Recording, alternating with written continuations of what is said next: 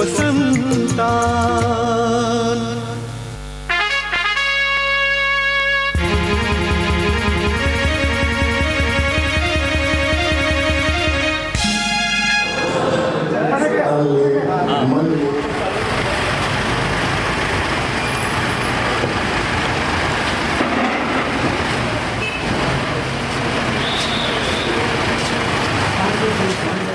तुरंतै गयो हातहरु काट्दैछ।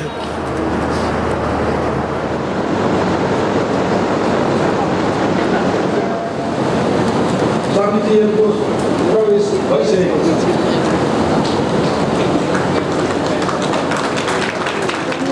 माननीय श्री परशुराम ठाकुरज्यूलाई आसन ग्रहण गरिदिन हार्दिक अनुरोध गर्दछु। मुख्य अतिथि स्वामीनारायण मन्दिर अक्षरधामका पूज्य पुरुषोत्तम स्वामीज्यूलाई पनि आसन ग्रहण गरिदिन हार्दिक अनुरोध गर्दछु। धर्म संस्कृति संस्कार र पहिचान बचाउने अभियान बोकेर आजभन्दा 27 वर्ष अगाडिदेखि हाम्रो मुलुकका दुर्गम तथा दूरदराजमा रहेका शिक्षाको पहुँच नपुगेको ठाउँमा पिछडिएका जनजाति भएको समाजलाई लक्षित गरी यो समुदायका साना साना बालबालिकाहरूको माझमा धर्म संस्कृति संस्कार बचाऊ अभियानको कार्यक्रम गर्दै आएको एकल विद्यालय फाउन्डेसन अफ नेपाल नामक यो संस्थाले आज ती पिछडिएका समाजको आवाज र सभ्य दृश्य प्रस्तुत गरेर यो सुन्दर दृश्य प्रस्तुत गरेर पिछडिएको त्यो समाजलाई सहरमा ल्याएर जोड्ने यो अभियानले संगठनले निश्चय पनि अब उल्लेखनीय गति लिने कुरामा विश्वास गर्न सकिन्छ। मञ्चासीन व्यक्तिहरूलाई खादा मालाद्वारा स्वागत गरिदिनु हुन म अध्यक्ष यस कार्यक्रम अध्यक्ष नन्दकिशोर राठी र एकल फाउन्डेसन अफ नेपाल विराटनगर च्याप्टरका सल्लाहकार बेनी गोपाल मुन्दडाज्यूलाई यहाँ अनुरोध गर्दछु र सहयोगको लागि एकल विद्यालय सुनसरी जिल्लाका अध्यक्ष विनोद अग्रवालजीलाई सहयोग गरिदिनु हुन म अनुरोध गर्दछु। नन्दकिशोर राठी अध्यक्षज्यूले माला लगाइदिनु होला, बेनी गोपाल मुन्दडाज्यूले खादा लगाइदिनु होला।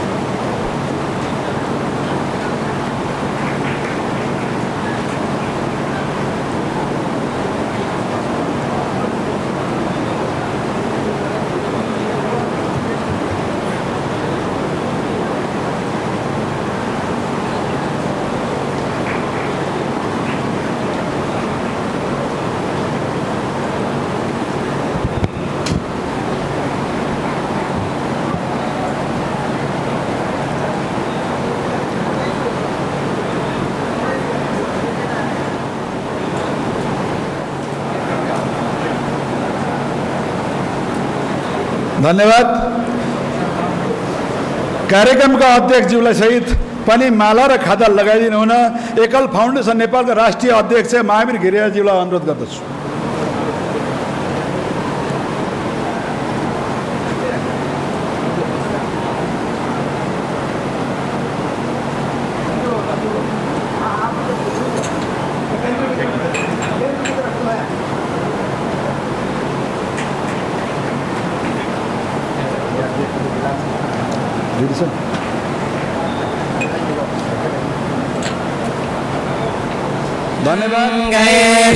धन्यवाद।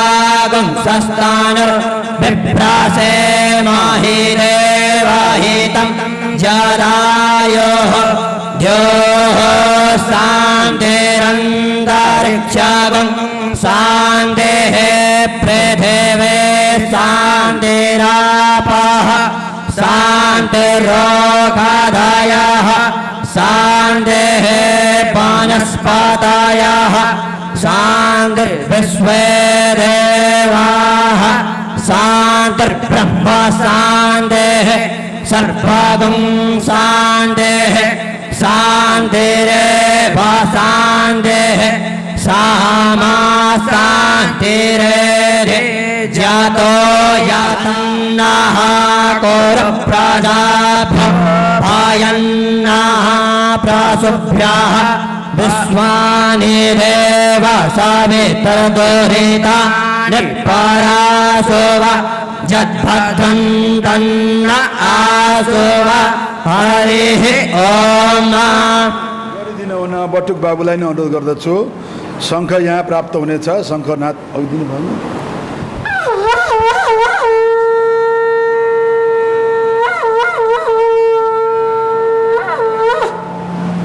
धन्यवाद बटुक भाइ। माइकवाला भाइ सजग हुनुहोला। हामी अब राष्ट्रिय धुन बजाउन गइरहेका छौँ। सबैजना आफ्ना स्थानमा उठेर उठिदिनु हुन अनुरोध गर्छु। सुरु। सयुथुङ्गा फुल्का हामी एउटै माला नेपाली सार्वभौम भई फैलिएका मेची महाकाली। सयुथुङ्गा फुल्का हामी एउटै माला नेपाली सार्वभौम भई फैलिएका मेची महाकाली। प्रकृतिका कोटि कोटि सम्पदाको आचल वीरहरूका राजधानी ज्ञान भूमि शान्ति भूमि तराई पहाड हिमाल अखण्ड यो प्यारो हाम्रो मातृभूमि नेपाल। बहु जाति भाषा धर्म संस्कृति छन् विशाल अग्रगामी राष्ट्र हाम्रो जय जय नेपाल। धन्यवाद। अब पालो आएको छ कार्यक्रमको उद्घाटनको।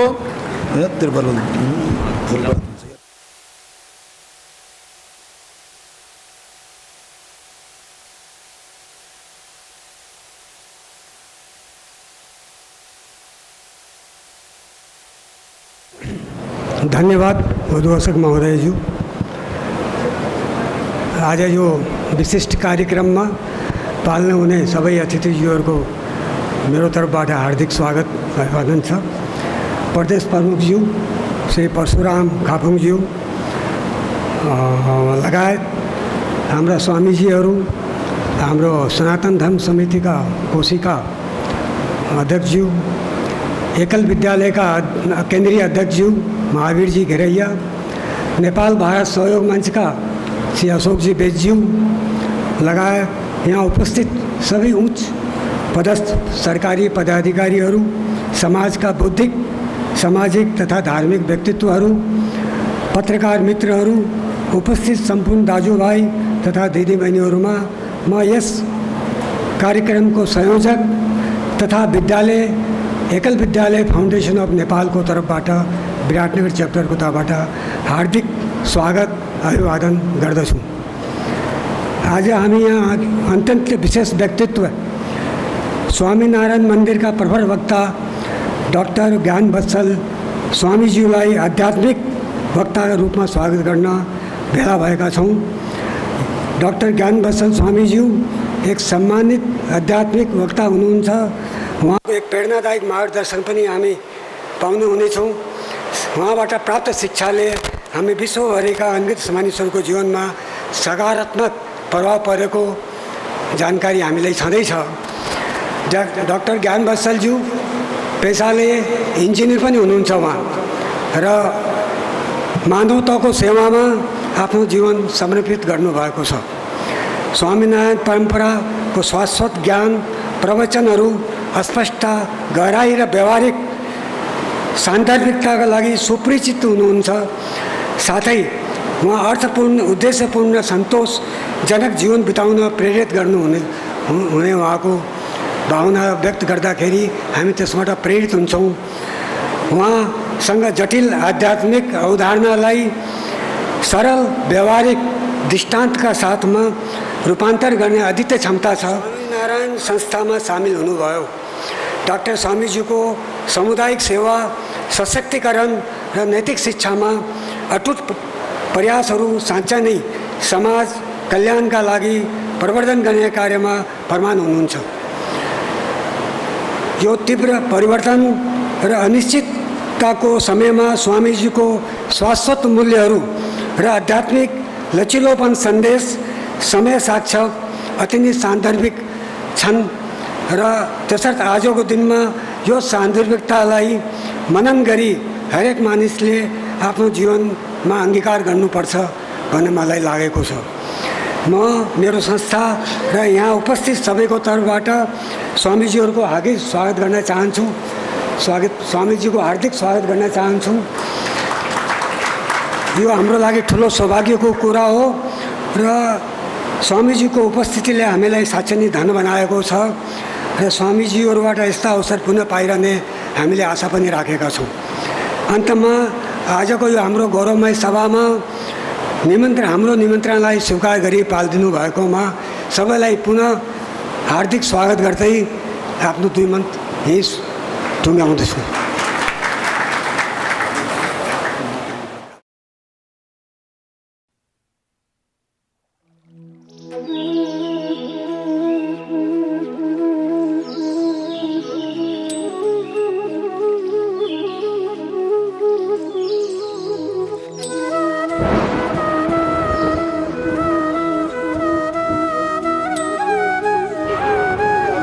आसन गरिदिनु अनुरोध गर्दछु।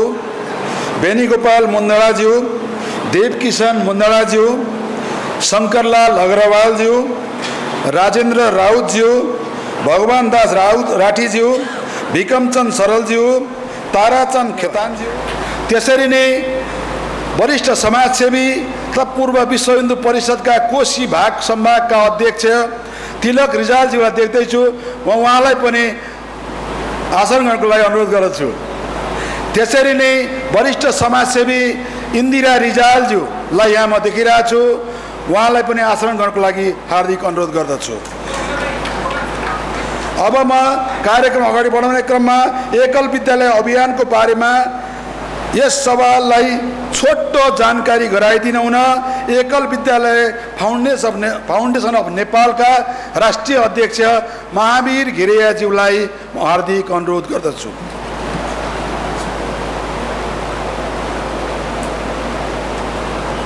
सभाका सभापति आदरणीय नन्दकिशोर राठीजी, आजका प्रमुख अतिथि कोशी प्रदेशका प्रदेश प्रमुखज्यू, मञ्चासीन विशिष्ट व्यक्तित्व तथा परम आदरणीय स्वामीजीहरू तथा उपस्थित सम्पूर्ण मेरा अग्रजन, यहाँ म देखिरहेको छु यस्ता व्यक्तिहरू धेरै जसो यस्तो व्यक्ति हुनुहुन्छ जो आफैमा एक संस्था हुनुहुन्छ।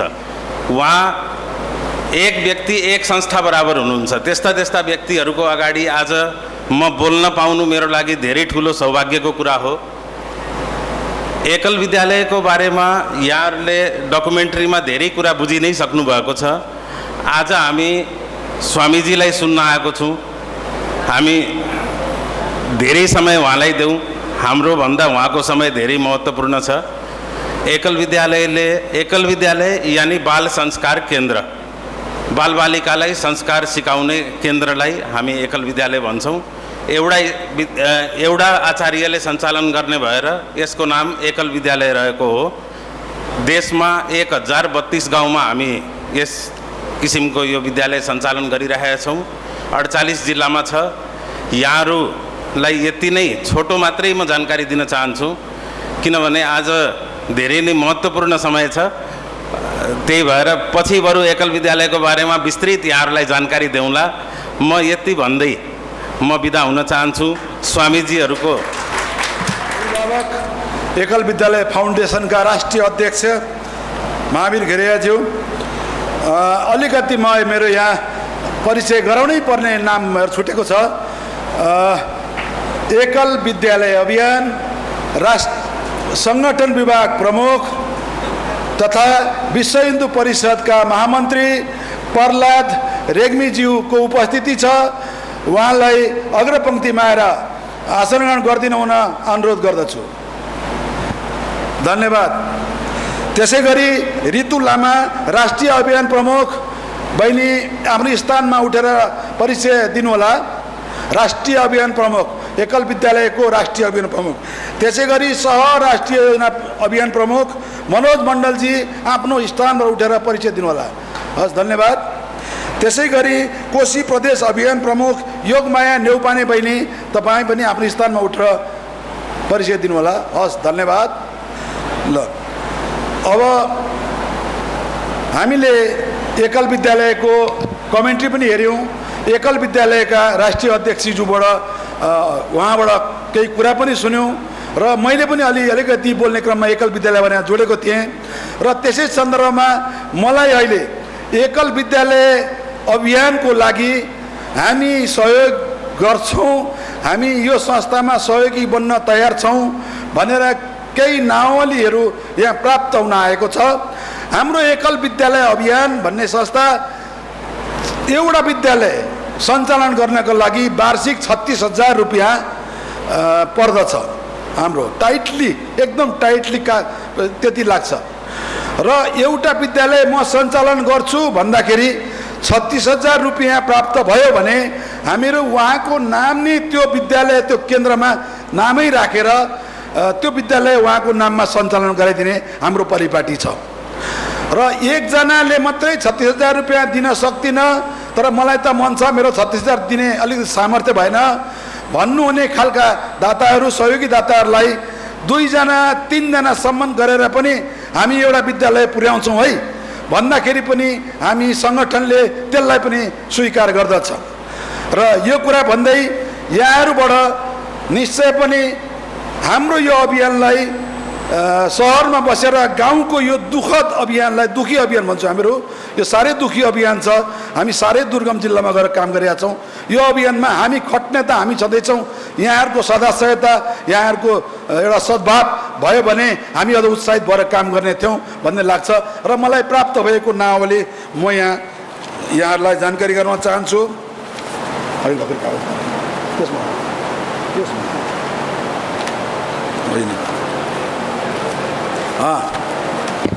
अहिले मलाई नन्दकिशोर राठीज्यूबाट म उल्लेख्य सहयोग गर्छु भन्नुभएको छ। त्यसै गरी जितेन्द्र राठीज्यूको अर्को नाम आएको छ। उहाँले पनि सहयोग गर्ने प्रतिबद्धता जनाउनु भयो, सहयोग गर्छु भनेको छ। बेनी गोपाल मुन्दडाज्यूले पनि म सहयोग गर्छु, उल्लेख्य मात्रामा सहयोग गर्छु भनेर त सुरुदेखि गर्दै आउनुभएको दाता हुनुहुन्छ उहाँ। र नारायण तापडियाज्यूले पनि म पनि सहयोग गर्छु भनेर यी 4वटा नाम यहाँ सङ्कलनमा आइसकेको अवस्था छ। अब म फ्लोरमा आशा राख्छु यहाँहरूबाट पनि त्यस्तो इच्छा हुँदा आफूले एउटा चिट मार्फत यहाँ पठाउन सक्नुहुनेछ। चिट हाम्रो त्यहाँ कार्यकर्ता बन्धुहरूले छेउमा यहाँहरूलाई प्रदान गर्नेछन्।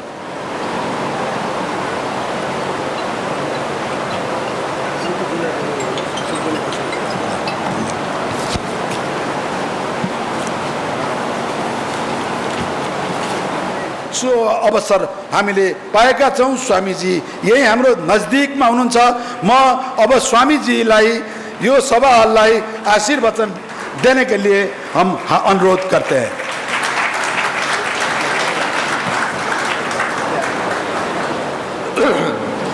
भगवान पुरुषोत्तमः जनो जानन्निदं सत्यं मुच्यते भवबन्धनात्। श्री स्वामीनारायण भगवान की जय। अक्षर पुरुषोत्तम महाराज की जय। राधा कृष्ण भगवान की जय। सियावर रामचंद्र भगवान की जय। उमापति शंकर भगवान की जय।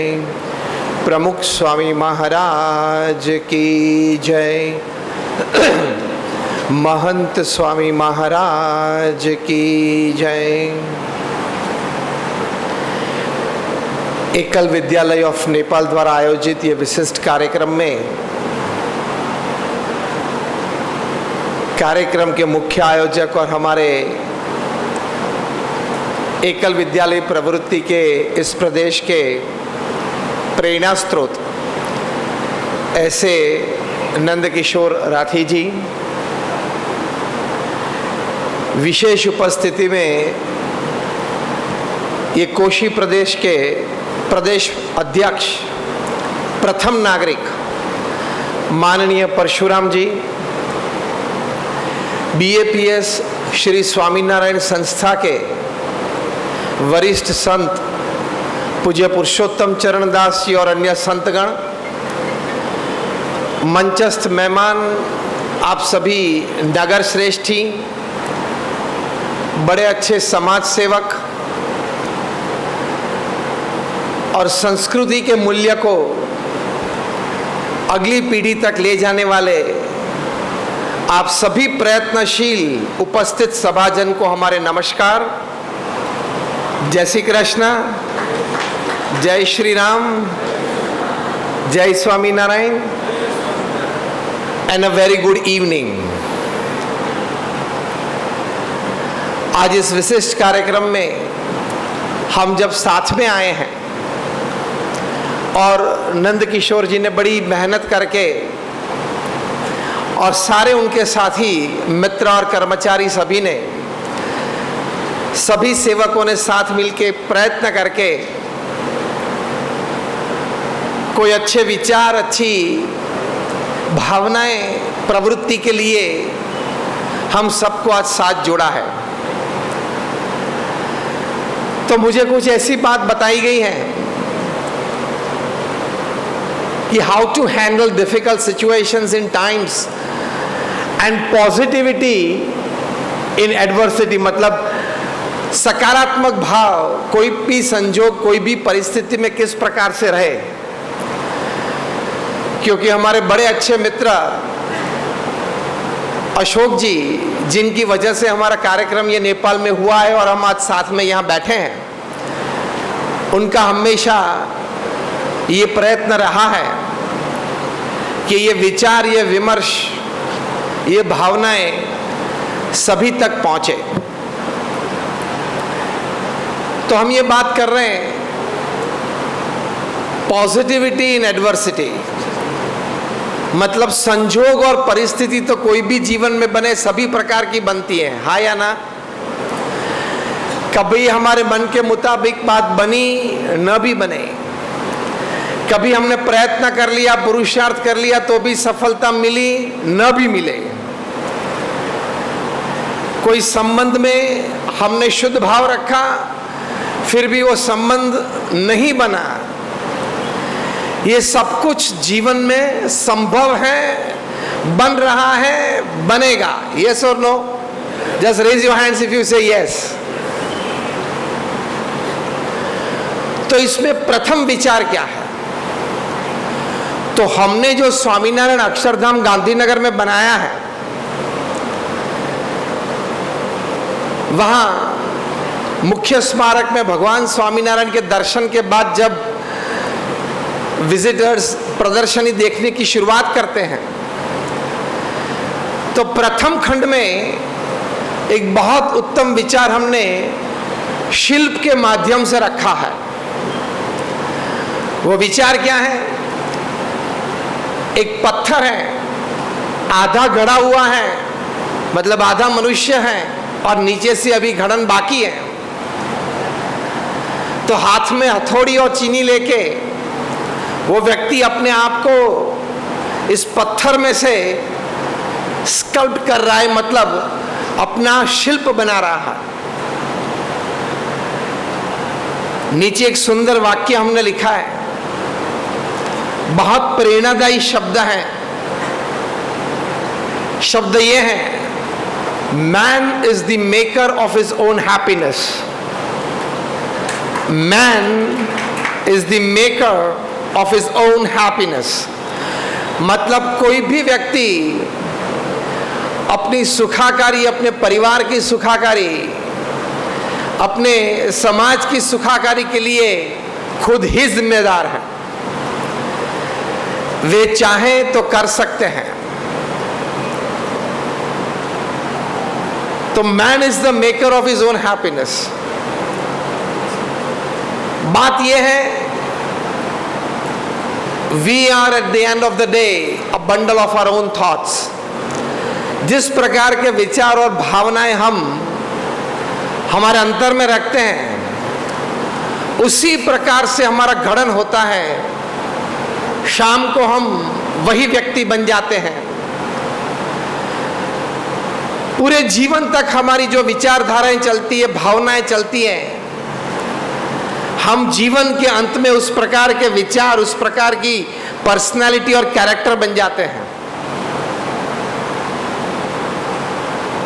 तो विचार हमेशा हमारे ऊंचे रखे, विचार पवित्र रखे, विचार प्रगतिशील रखे, क्योंकि विचार की हमारी मालिकी है। कोई भी संजोग में सकारात्मक विचार करना वो हमारा जन्मसिद्ध अधिकार है। हाँ या ना? जेब में 5 रुपये भी न हो तो भी $5 बिलियन का धंधा करना है, विचार करने का अधिकार है। हाँ या ना? ये स्वतंत्रता है। ये कोई कॉन्स्टिट्यूशनल राइट नहीं है, डेमोक्रेटिक राइट नहीं है, ये डिवाइन राइट है। भगवान ने सभी मनुष्य को ये शक्ति भी दी है, स्वतंत्रता भी दी है कि आप कितने भी गिरे हुए हो, कितनी भी तकलीफ जीवन में है, कोई नेगेटिविटी से आप गुजर रहे हो, तनाव हो, संजोग परिस्थिति आपको अनुकूल नहीं बैठते हैं, फिर भी आनंद में रहने का मेरा अधिकार है, पुरुषार्थ करना मेरा अधिकार है, प्रगति करके सफलता मेरा अधिकार है। ये विचार करने का हमें जन्मसिद्ध अधिकार है। तो प्रथम बात हमें यह सीखनी है, कभी विचार से कमजोर न बने, विचार हमेशा ताकतवर रखे। If you see the history of human beings upon this earth, from the time mankind started recording history, it's the history of thoughts and ideas. विचार आया और विचार को प्रवृत्ति में प्रवर्तित किया और सफलता तक ले गए। कोई भी संजोग और कोई भी परिस्थिति को, नकारात्मक संजोग, नकारात्मक परिस्थिति को आप सकारात्मक विचार से अपने अंतर में उसका प्रभाव बदल सकते हो और अंत में उस परिस्थिति को भी बदल सकते हो। इतवार का दिन था, सुबह में उनका 8 साल का लड़का दौड़ता हुआ है कि पिताजी आपने कहा था कि मैं क्रिकेट बैट आपको ले दूंगा और आपने पूरा हफ्ता बीत गया, आपने मुझे क्रिकेट बैट नहीं दिया। पिताजी ने कहा कि सॉरी बेटा, कल सोमवार को सुबह में 9 बजे पहले तेरा काम, तुझे मैं क्रिकेट बैट दे दूंगा। पिताजी यही बात लास्ट संडे आपने कही थी। ये छोटे लड़के ने कहा, पिताजी ने फिर से कहा सॉरी बेटे, नहीं पिताजी अब भी मुझे बैट चाहिए क्योंकि अभी 10 बजे क्रिकेट मैच है हमारी सोसाइटी और पड़ोस की सोसाइटी के बीच, और मैंने सभी मित्रों को कहा है कि मैं अपना खुद का बैट लेके आने वाला हूँ। और एक 8 साल के लड़का, उसके लिए एक गौरव की बात होती है, एक आनंद की बात होती है कि मैं मेरा बैट लेके आया। पिताजी बोले कि यार रविवार है, सुबह में कोई दुकान भी खुली नहीं होगी, क्या करूं? लेकिन ये जीत पकड़ के बैठा है, इसको कुछ काम सौंप दूं ताकि वो मुझे परेशान ना करे। आसपास देखा और तो कुछ नहीं था, बाजू में टेबल में एक A4 साइज का पेपर पड़ा हुआ था। उठाया तो उसमें पूरे विश्व का नक्शा था। पिताजी ने वो लेके फाड़ दिया, छोटे छोटे 32 टुकड़े कर दिए। पहले 2 होते हैं, फिर 4 होते हैं, ऐसे करते करते फिर शफलिंग कर दिया और लड़के को बोला कि देखो ये विश्व का नक्शा था, मैंने आपको पहले दिखाया था। तो क्या जी, अब मैंने फाड़ दिया है, आप ये नक्शे को जोड़ के आए। अगर आप ठीक करके आएंगे तो अभी मैं आपको एक बैट दे दूंगा। पिताजी जानते थे कि 8 साल का लड़का है, तीसरी कक्षा में पढ़ रहा है, वो वर्ल्ड मैप को जोड़ नहीं पाएगा क्योंकि उसने वर्ल्ड ज्योग्राफी पढ़ी नहीं है। लड़का लेके गया और 10 मिनट में ठीक करके आया, पीछे सेलो टेप लगा के पूरा नक्शा ठीक लेके आया और पिताजी के गोद में रखा। पिताजी ने देखा कि पूरा नक्शा एकदम ठीक है। भारत भारत की जगह है, नेपाल नेपाल की जगह पे है, यूरोप यूरोप की जगह पे है, अमेरिका अमेरिका की जगह पे है, यूक्रेन यूक्रेन की जगह पे अभी तो है। ये सब अपनी अपनी जगह पे थे। पिताजी ने कहा कि ये तूने कैसे किया? This is impossible for you. वो लड़के ने सुंदर उत्तर दिया। हंसते हुए पिताजी के हाथ में से वो कागज ले लिया और टर्न किया, पीछे मोड़ दिया और पिताजी को कहा कि ये कागज के पीछे एक आदमी का पिक्चर था, मैंने ये आदमी अच्छी तरह से बिठा दिया, आगे दुनिया अच्छी तरह से बैठ गई। मैंने दुनिया ठीक करने का प्रयास नहीं किया, व्यक्ति ठीक किया, दुनिया अपने आप ठीक हो गई। हम सभी के लिए मैसेज है, you manage your self well and your world will get managed automatically. हम अपने आप को ठीक करें, विचार की दृष्टि से, भावना की दृष्टि से और वर्तन की दृष्टि से, तो हमारी दुनिया ठीक हो जाएगी। संजोग परिस्थिति नकारात्मक तो बनेंगे, बिजनेस में लॉसेस आएंगे, संबंध जो हम बना के बैठे हैं, सभी संबंध इस पृथ्वी पे पूरे नहीं होते। कई बार मैं एक फॉर्मूला जो मैंने बनाई है वो मैं सभी को बताता हूं, प्रेरित करने का प्रयत्न करता हूं एक बहुत बड़े विचार का सभी के मन में। द प्रिंसिपल ऑफ 40-30-20-10, 40-30-20-10 का सिद्धांत। आप सभी को भी ये सिद्धांत लागू है। पृथ्वी पे 800 करोड़ की बस्ती है, सभी को ये सिद्धांत लागू है। ये 40-30-20-10 का सिद्धांत क्या है? हम सभी को, जैसे मैं बात करते जाऊंगा, प्रतीति आती जाएगी। हमने अपने जीवन में जितने काम चालू किए और जितने संबंध चालू किए, उसमें से 40% हमारे मन के मुताबिक चले। परिणाम जो लाना था हमें, वे लाए। जो खुशियां प्राप्त करनी थी, वो खुशियां हमने प्राप्त की 40%। हमारे जो काम और हमारे जो संबंध है, उसमें से 30% ऐसे हैं जो मेंटेन करने में हमें ज्यादा एनर्जी पंपिंग करनी पड़ती है। धंधा हो तो ज्यादा पैसा डालना पड़ता है, या संबंध हो तो ज्यादा मानपान देना पड़ता है। हुआ 70%।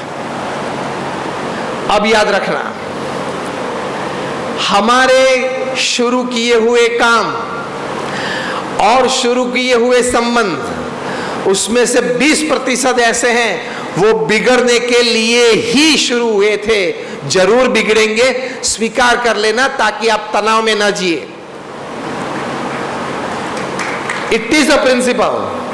20% of all the work that you have started and 20% of all the relations that you have started are bound to go wrong.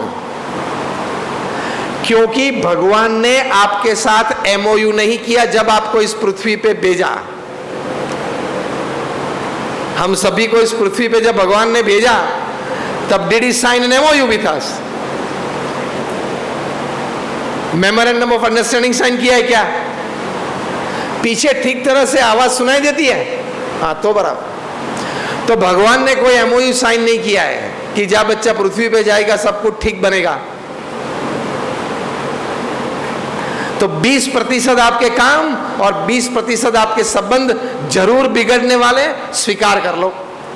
और बिगड़े तो उसको सुधारने का जरूर प्रयत्न करना, लेकिन एक सीमा चिन्ह नक्की करना, एक समय काल नक्की करना कि यहां तक मैं प्रयत्न करूंगा, उसके बाद अगर नहीं सुधरा तो मैं छोड़ दूंगा और भूल जाऊंगा, ताकि तनाव मन पे ना रहे। This is positivity in adversity, सकारात्मक विचार नकारात्मक वातावरण के बीच। 90% हुए और 10% तो बहुत इंटरेस्टिंग है। आपने चालू किए हुए काम में से 10% काम ऐसे होंगे जो आपको सिवियर लॉसेस, बहुत बड़ा घाटा लाने के लिए ही आपके पास आए थे, और 10% संबंध आपके जीवन के ऐसे हैं जो स्पर्धा या दुश्मनावट में परिवर्तित होने के लिए ही आपके जीवन में आए थे। तो ये 40, 30, 20, 10 का प्रिंसिपल है, 40, 30, 20, 10 का सिद्धांत। ये समझ के आप स्वीकार ले, जीवन में हमेशा सकारात्मक रह पाएंगे। जीवन में कभी नकारात्मक घटनाएं बनेगी तो आप तनाव में नहीं आ जाएंगे, क्योंकि पता है at any given stage when you talk of stress, जब आप तनाव की बात करते हो, नकारात्मक विचार और भावना जब आप पे सवार हो जाते हो, उसकी बात करते हो, तब पृथ्वी पे 200 मिलियन लोग इस रोग से, मतलब इस रोग का अनुभव करते हैं। और इस 200 मिलियन मतलब 20 करोड़, उनमें से हर साल 2 करोड़ लोग आत्महत्या का प्रयास करते हैं। कितने सफल होते हैं पता नहीं, लेकिन हम प्रार्थना करते हैं सभी निष्फल हो। और कनाडा में मॉन्ट्रियल में स्ट्रेस इंस्टीट्यूट है, उसकी अपनी खुद की लाइब्रेरी है। उस लाइब्रेरी में आज जब हम बात कर रहे हैं तब 1.5 लाख पुस्तक तनाव पे हैं, नकारात्मक विचार और नकारात्मक भावनाएं और नकारात्मक प्रवृत्तियों पे लिखे हुए हैं कि उसमें से हम सकारात्मक कैसे हो। 1.5 लाख बुक्स ऑन स्ट्रेस, कितना अनुभव होता होगा। तो हम प्रैक्टिकल नतीजे की अब बात करें कि ये वातावरण है, ये वास्तविकता भी है। 40, 30, 20, 10 की वास्तविकता सभी के जीवन में है। हम जो यहां बैठे, हम में से कितने लोग ये चाहते हैं कि हम जीवन भर सकारात्मक भाव में रहें? Just raise your hands. क्योंकि जीवन की सबसे बड़ी उपलब्धि क्या है? जीवन की सबसे बड़ी उपलब्धि है आप पूरे जीवन तक सकारात्मक भाव में रह सके। आया ना? जीवन की सबसे बड़ी उपलब्धि, बिगेस्ट अचीवमेंट ऑफ लाइफ। क्योंकि पैसे हैं नहीं है, दोनों लोग आत्महत्या करते हैं। पढ़े लिखे हैं नहीं है, दोनों लोग आत्महत्या करते हैं। आया ना? नेता है नहीं है, दोनों लोग आत्महत्या करते हैं। सफल है निष्फल है, दोनों प्रकार के लोग आत्महत्या करते हैं। मतलब आप जो भी हो, कुछ भी हो जीवन में, अपेक्षा आपसे क्या है और आपको भी अपने जीवन से अपेक्षा क्या है कि हम सकारात्मक भाव में पूरे जीवन तक जिए, in a positive state of mind, in a positive mood of life. तो उसमें पहली बात, अपने आप को एक रोज सुबह उठ के अपने मन को एक स्पष्ट बात कहनी है, एक स्पष्ट निर्णय कहना है कि आज के दिन में जो भी घटना बने मेरे जीवन में, मैं कोई भी संजोग में डिस्टर्ब नहीं हूंगा। I will not disturb myself, मैं डिस्टर्ब नहीं होऊंगा। ये निर्णय करके सुबह में उठते हैं तो हर चीज आपके आसपास की, हर घटना आपके आसपास की, हर बात आपके आसपास की आपको पॉजिटिव संदेश देगी या आप पॉजिटिव सकारात्मक रह पाएंगे। हमारे गुरु प्रमुख स्वामी महाराज जिस संस्था से हम आए हैं, BAPS स्वामीनारायण संस्था, हम दुनिया की प्रथम 10 बड़ी एनजीओ में से एक नॉन गवर्नमेंट ऑर्गेनाइजेशन है। हमारी संस्था को यूनो में, यूनाइटेड नेशंस में एक परमानेंट सीट है जहां हमारा प्रतिनिधि यूनो में बैठता है।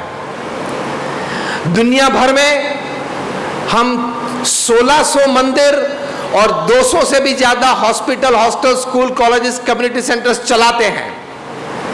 हम 1200 संत हैं, 80,000 हमारे स्वयं सेवक हैं। ये सभी, ये संस्था को इस कक्षा तक पहुंचाने वाले थे हमारे गुरु प्रमुख स्वामी महाराज, जिनका सम्मान ब्रिटिश पार्लियामेंट ने किया, कनाडियन पार्लियामेंट ने किया, केनियन पार्लियामेंट ने किया, अमेरिका में 40 से भी ज्यादा की टू द सिटीज मिली।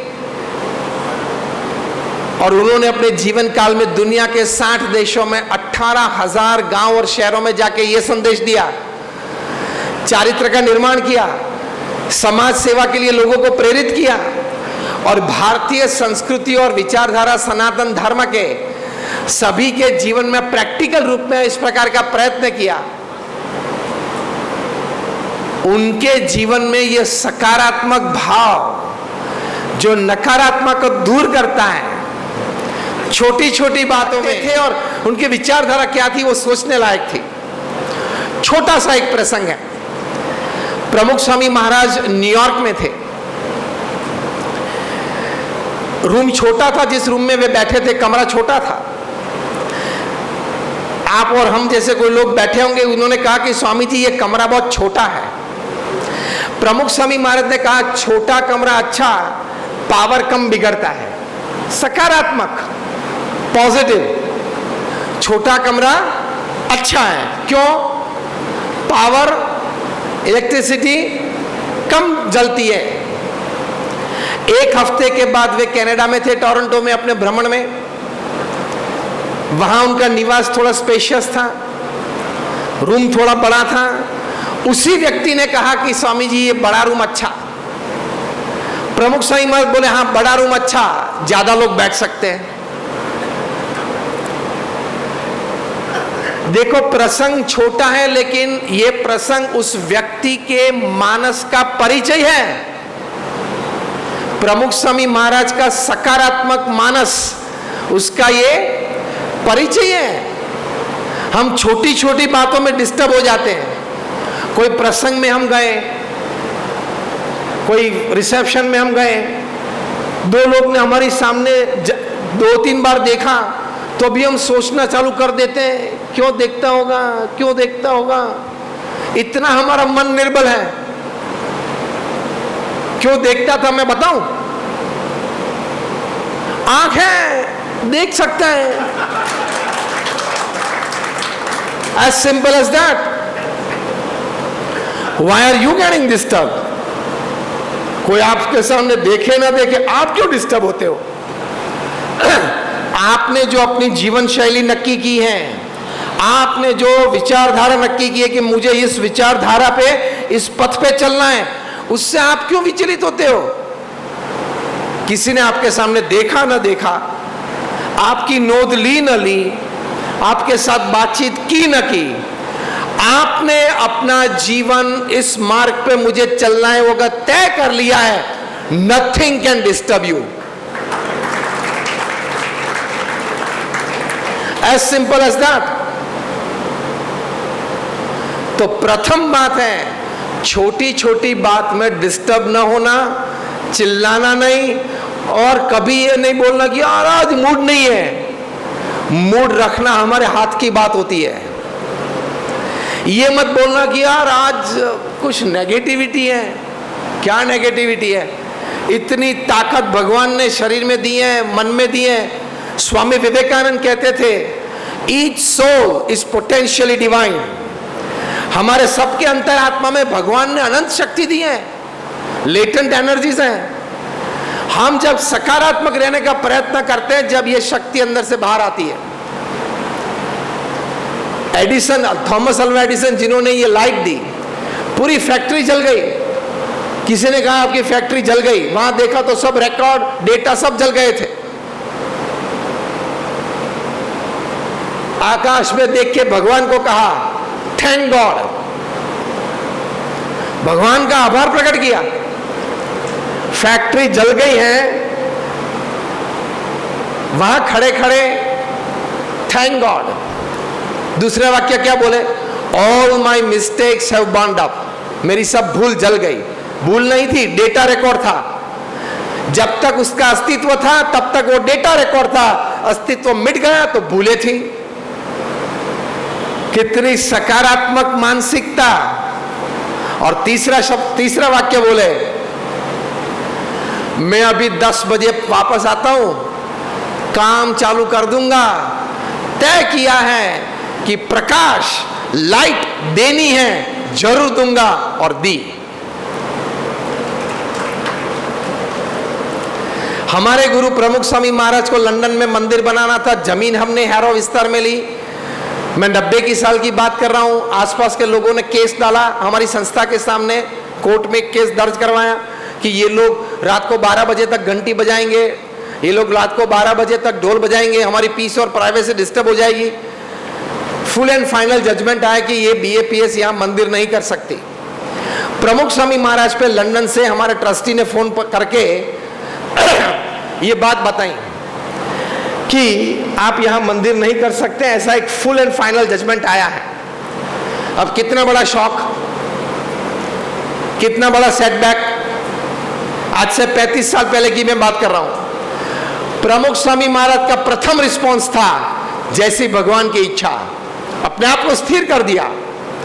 दूसरा रिस्पॉन्स था, हमने अपना पुरुषार्थ कर लिया, अब जो भी परिणाम आए हम स्वीकार कर लेते हैं। This is positivity.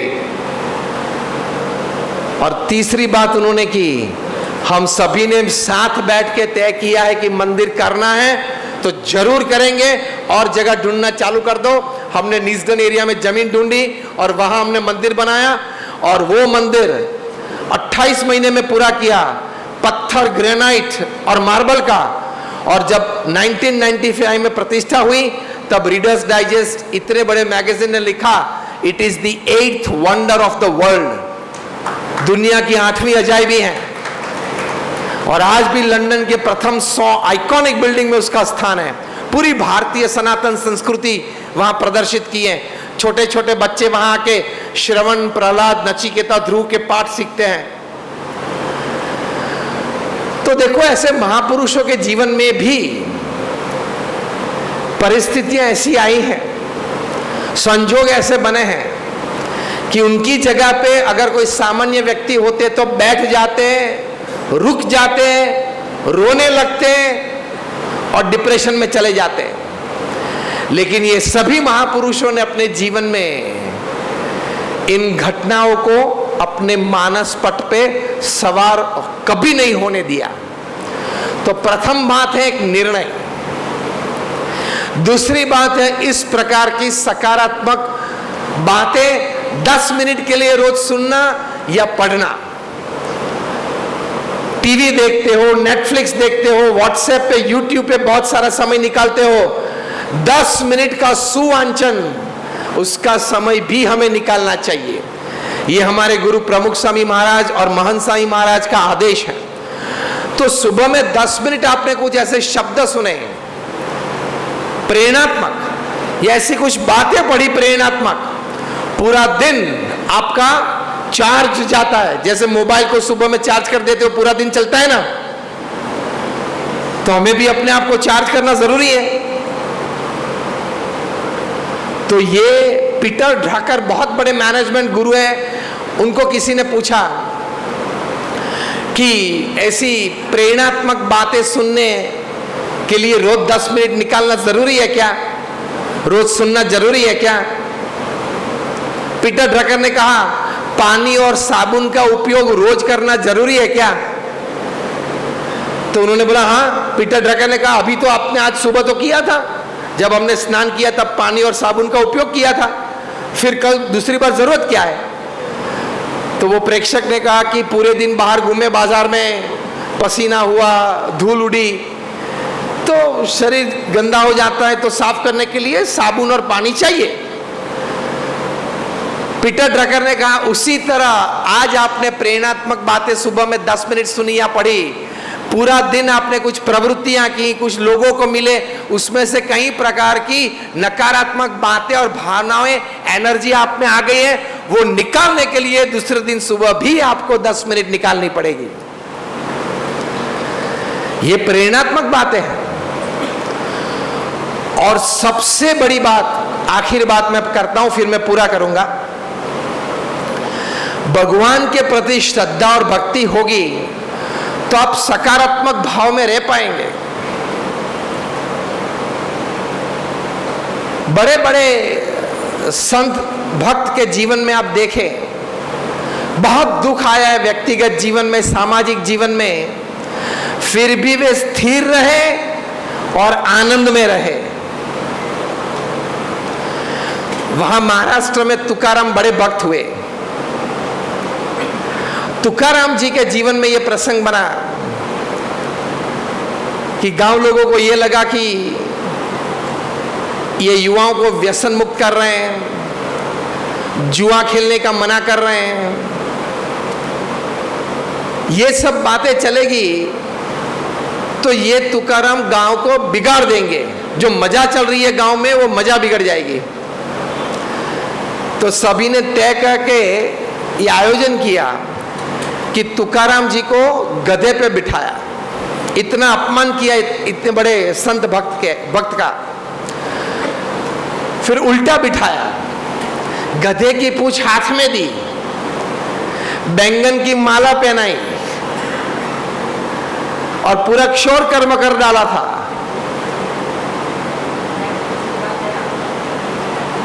पूरे गांव में सवारी निकाली, ढोल बजा के। इतना बड़ा अपमान गांव में किया। छोटे बच्चे तो धूल भी डालते थे, पत्थर भी फेंकते थे। तुकाराम जी की पत्नी को यह लगा कि अब मैं कल सुबह जाके पानी भरने के लिए नहीं जा पाऊंगी, इतना बड़ा अपमान मेरे पति का मैं कैसे सह सकती हूं, मैं आत्महत्या कर लेती हूं। सवारी जब पूरी हुई और तुकाराम घर पे पहुंचे, गधे पे से नीचे उतरे, पत्नी वहां खड़ी थी, रो रही थी।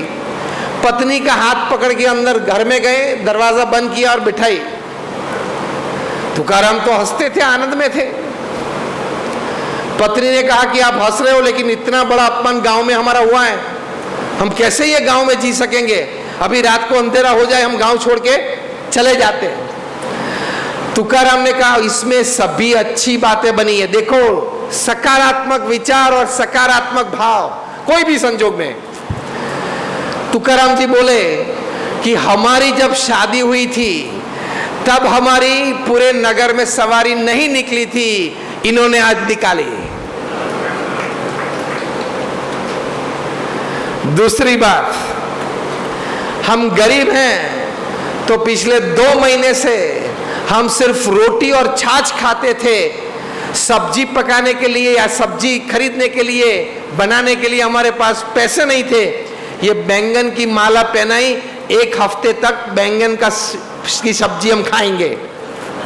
सकारात्मक, पॉजिटिव संजोग तो कोई भी बने।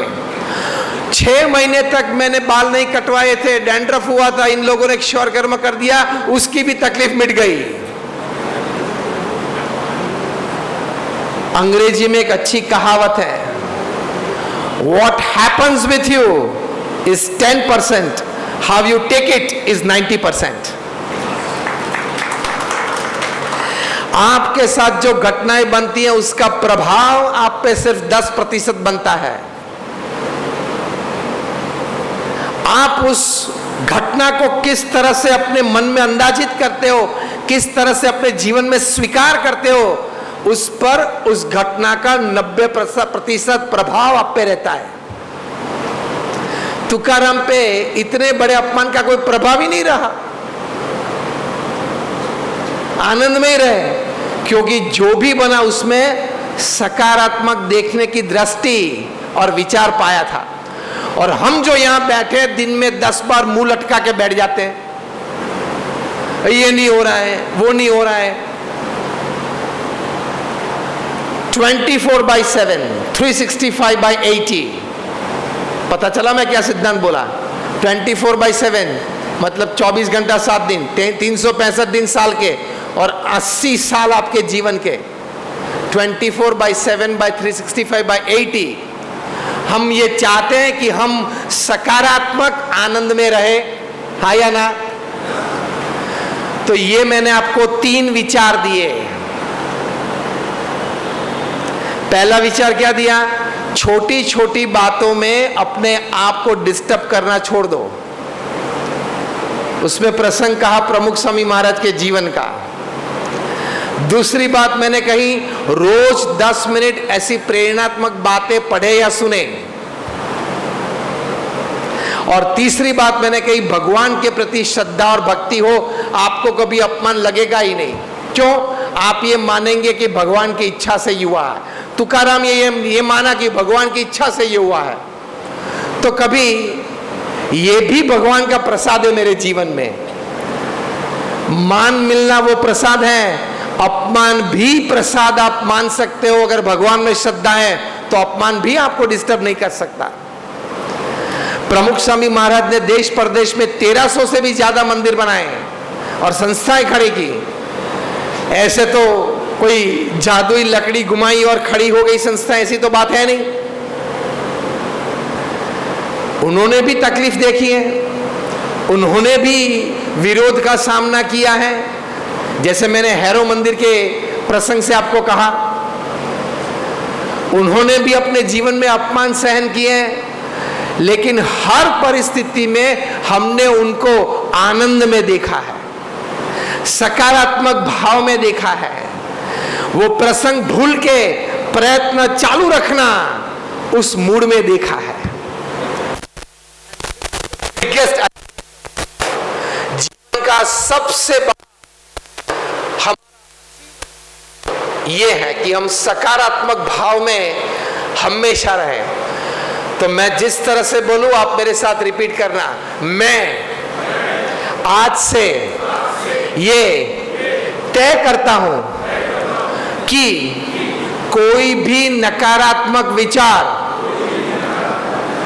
नकारात्मक प्रवृत्ति, नकारात्मक व्यक्ति मेरे आसपास हो, उसका प्रभाव मैं अपने मानस पथ पर कभी नहीं होने दूंगा। आभार आप सभी का।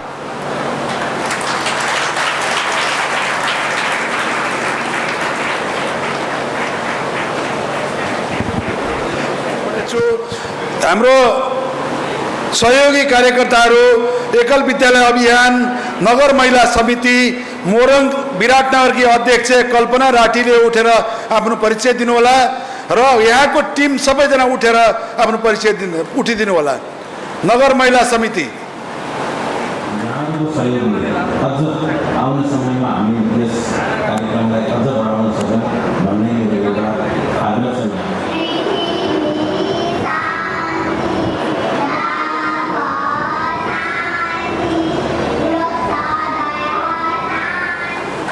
पण्डित चक्रपाणी, पण्डित छविरमण निरौलाज्यू, यहाँलाई पनि स्वागत सम्मान छ। हस्, धन्यवाद। र हामीभित्र प्रमुख अतिथिज्यूको अलिकति व्यस्तता कारणले गर्दा प्रमुख अतिथिज्यू अलिकति चाँडै जानुपर्ने भएको यहाँ मलाई जानकारी आएअनुसार मैले अब प्रमुख अतिथिज्यूलाई आफ्नो सार एउटा मन्तव्य राखिदिनु हुन हार्दिक अनुरोध गर्दछु। मित्र राष्ट्र भारतबाट पाल्नुभएका हाम्रा पाहुना प्रसिद्ध स्वामी नारायण मन्दिर अक्षरधाम ब्याप्स का प्रखर वक्ता विद्वान डाक्टर श्री ज्ञान बत्सल स्वामीजी र उहाँको साथमा आउनुभएका पाहुनाहरू, यहाँ उपस्थित हुनुभएका म त विराटनगरका धेरै प्रतिष्ठित उद्योगपतिहरू, व्यापारीहरू, समाजसेवीहरू र राजनीतिज्ञहरू लाई चिनिसकेको छु। तपाईहरु सबै पार्टीका प्रतिनिधि तथा नेताहरू, अन्य राजनीतिक कर्मीहरू, उपस्थित महिला तथा सज्जनवृन्द, आज एकल विद्यालय फाउन्डेसन अफ नेपालको आयोजनामा भइरहेको यस कार्यक्रमको प्रमुख अतिथिको रूपमा उपस्थित हुन पाउँदा म अत्यन्तै खुसी भएको छु। यो अवसर प्राप्त गराउनु हुने आयोजक प्रति आभार व्यक्त गर्दै कार्यक्रमको पूर्ण सफलताको निमित्त शुभकामना दिन चाहन्छु। यस अवसरमा आजका हाम्रा मित्र राष्ट्र भारतका प्रखर वक्ता डाक्टर श्री ज्ञान बत्सल स्वामीजी र उहाँको टिमलाई प्रदेश प्रमुखको हैसियतबाट र प्रदेशका जनताको तर्फबाट हार्दिक स्वागत गर्न चाहन्छु। स्वामीजीबाट प्रतिकूलतामा सकारात्मकता र परिवार बीचको आनन्द विषयक चेतनामूलक आशीर्वचनको कार्यक्रमलाई हामीले भव्यताका साथ सफल पार्नुपर्नेछ। यसै सन्दर्भमा उहाँले भर्खरै प्रतिकूलतामा सकारात्मकताको विषयमा मोटिभेशनल स्पीच दिइसक्नु भएको छ। ज्यादै सार गर्वित छ। स्वामी जी आध्यात्मिक नेता मात्र नभई मार्गदर्शक पनि हुनुभएकोले हामी सबै उहाँको आशीर्वचन सुन्नका निमित्त उत्साहित भएका छौँ र एउटा विषय सुनि पनि सकेका छौँ। उहाँको शिक्षाहरूले विश्वभरिका अनगिन्ती मानिसहरूको जीवनमा गहिरो प्रभाव पारेको थाहा पाउँदा झनै खुसी व्यक्त गर्न चाहन्छु। स्वामीजीले मानवताको सेवामा आफ्नो जीवन समर्पित गर्नुभएको कुराले हामी सबै हर्षित हुनु स्वाभाविक हो। स्वामीजी शिक्षा, स्वास्थ्य सेवा र सामाजिक कल्याणलाई बढावा दिन गहिरो अभिरुचि राख्नुहुँदै व्यावहारिक ज्ञान प्रदान गर्न सधैँ लागि पर्नु भएको जानकारी पाएपछि हामी सबै उत्साहित भएका छौँ। अन्त्यमा स्वामीजीको विराटनगर नेपाल बसाई सुखद हुन सकोस् र उहाँको यस कार्यक्रमबाट नेपाली जनता र मित्र राष्ट्र भारतीय जनताको बीचमा अझ मित्रता बढ्नेछ भन्ने पनि मैले आशा गरेको छु। एकल विद्यालयले शिक्षा, स्वास्थ्य, संस्कार र परम्परालाई प्रवर्धन गर्दै राष्ट्रिय पहिचान बलियो बनाई राष्ट्रिय एकता मजबुत बनाउन महत्त्वपूर्ण भूमिका खेलेको कुरा पनि म यहाँ स्मरण गर्न चाहन्छु। त्यसैले पुनः एकपटक सबैको सुख शान्ति समृद्धि र भलो हुन सकोस् भनी कार्यक्रमको सफलताको निम्ति पुनः एकपटक हार्दिक शुभकामना व्यक्त गर्न चाहन्छु। धन्यवाद, नमस्कार।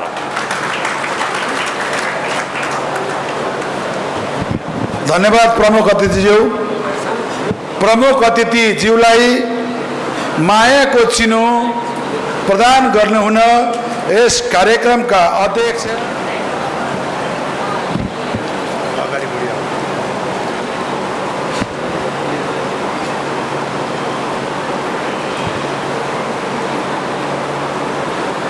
धन्यवाद प्रमुख अतिथिज्यूलाई यतिको नाउँले मागेका थियौँ आइसकेर भन्नुपर्छ।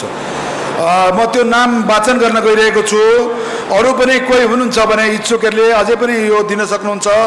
अशोक बियानी 2टा विद्यालय, कृष्ण कुमार लोहिया 1 विद्यालय, लक्ष्मी नारायण तापडिया 1 विद्यालय, गोपाल अटल 1 विद्यालय, सुधीर कुमार तोदी मोरङ जिल्ला अध्यक्ष 1 विद्यालय, द्वारिका प्रसाद तोदी 1 विद्यालय। धन्यवाद यहाँहरूलाई। यहाँहरूको उत्तरोत्तर प्रगतिको लागि एकल विद्यालय अभियान कामना गर्दछ। र अब वक्तव्यकै क्रममा हामीहरू स्वामीनारायण मन्दिर अक्षरधामका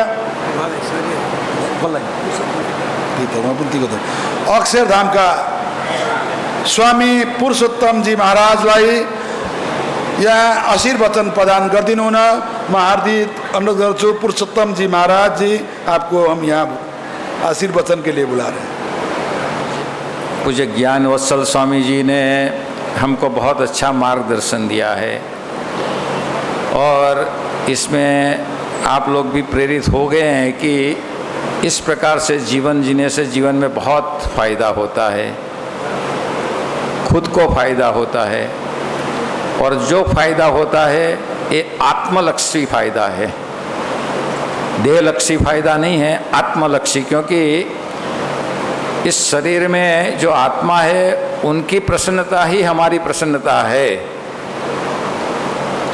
एक बार एक आदमी ने ऐसा सोचा कि जो जाहिर जगह है, पब्लिक प्लेस, उसमें उन्होंने 3 शीशे लगवाए, 3 दिशा, 3 एक कोना बना लिया।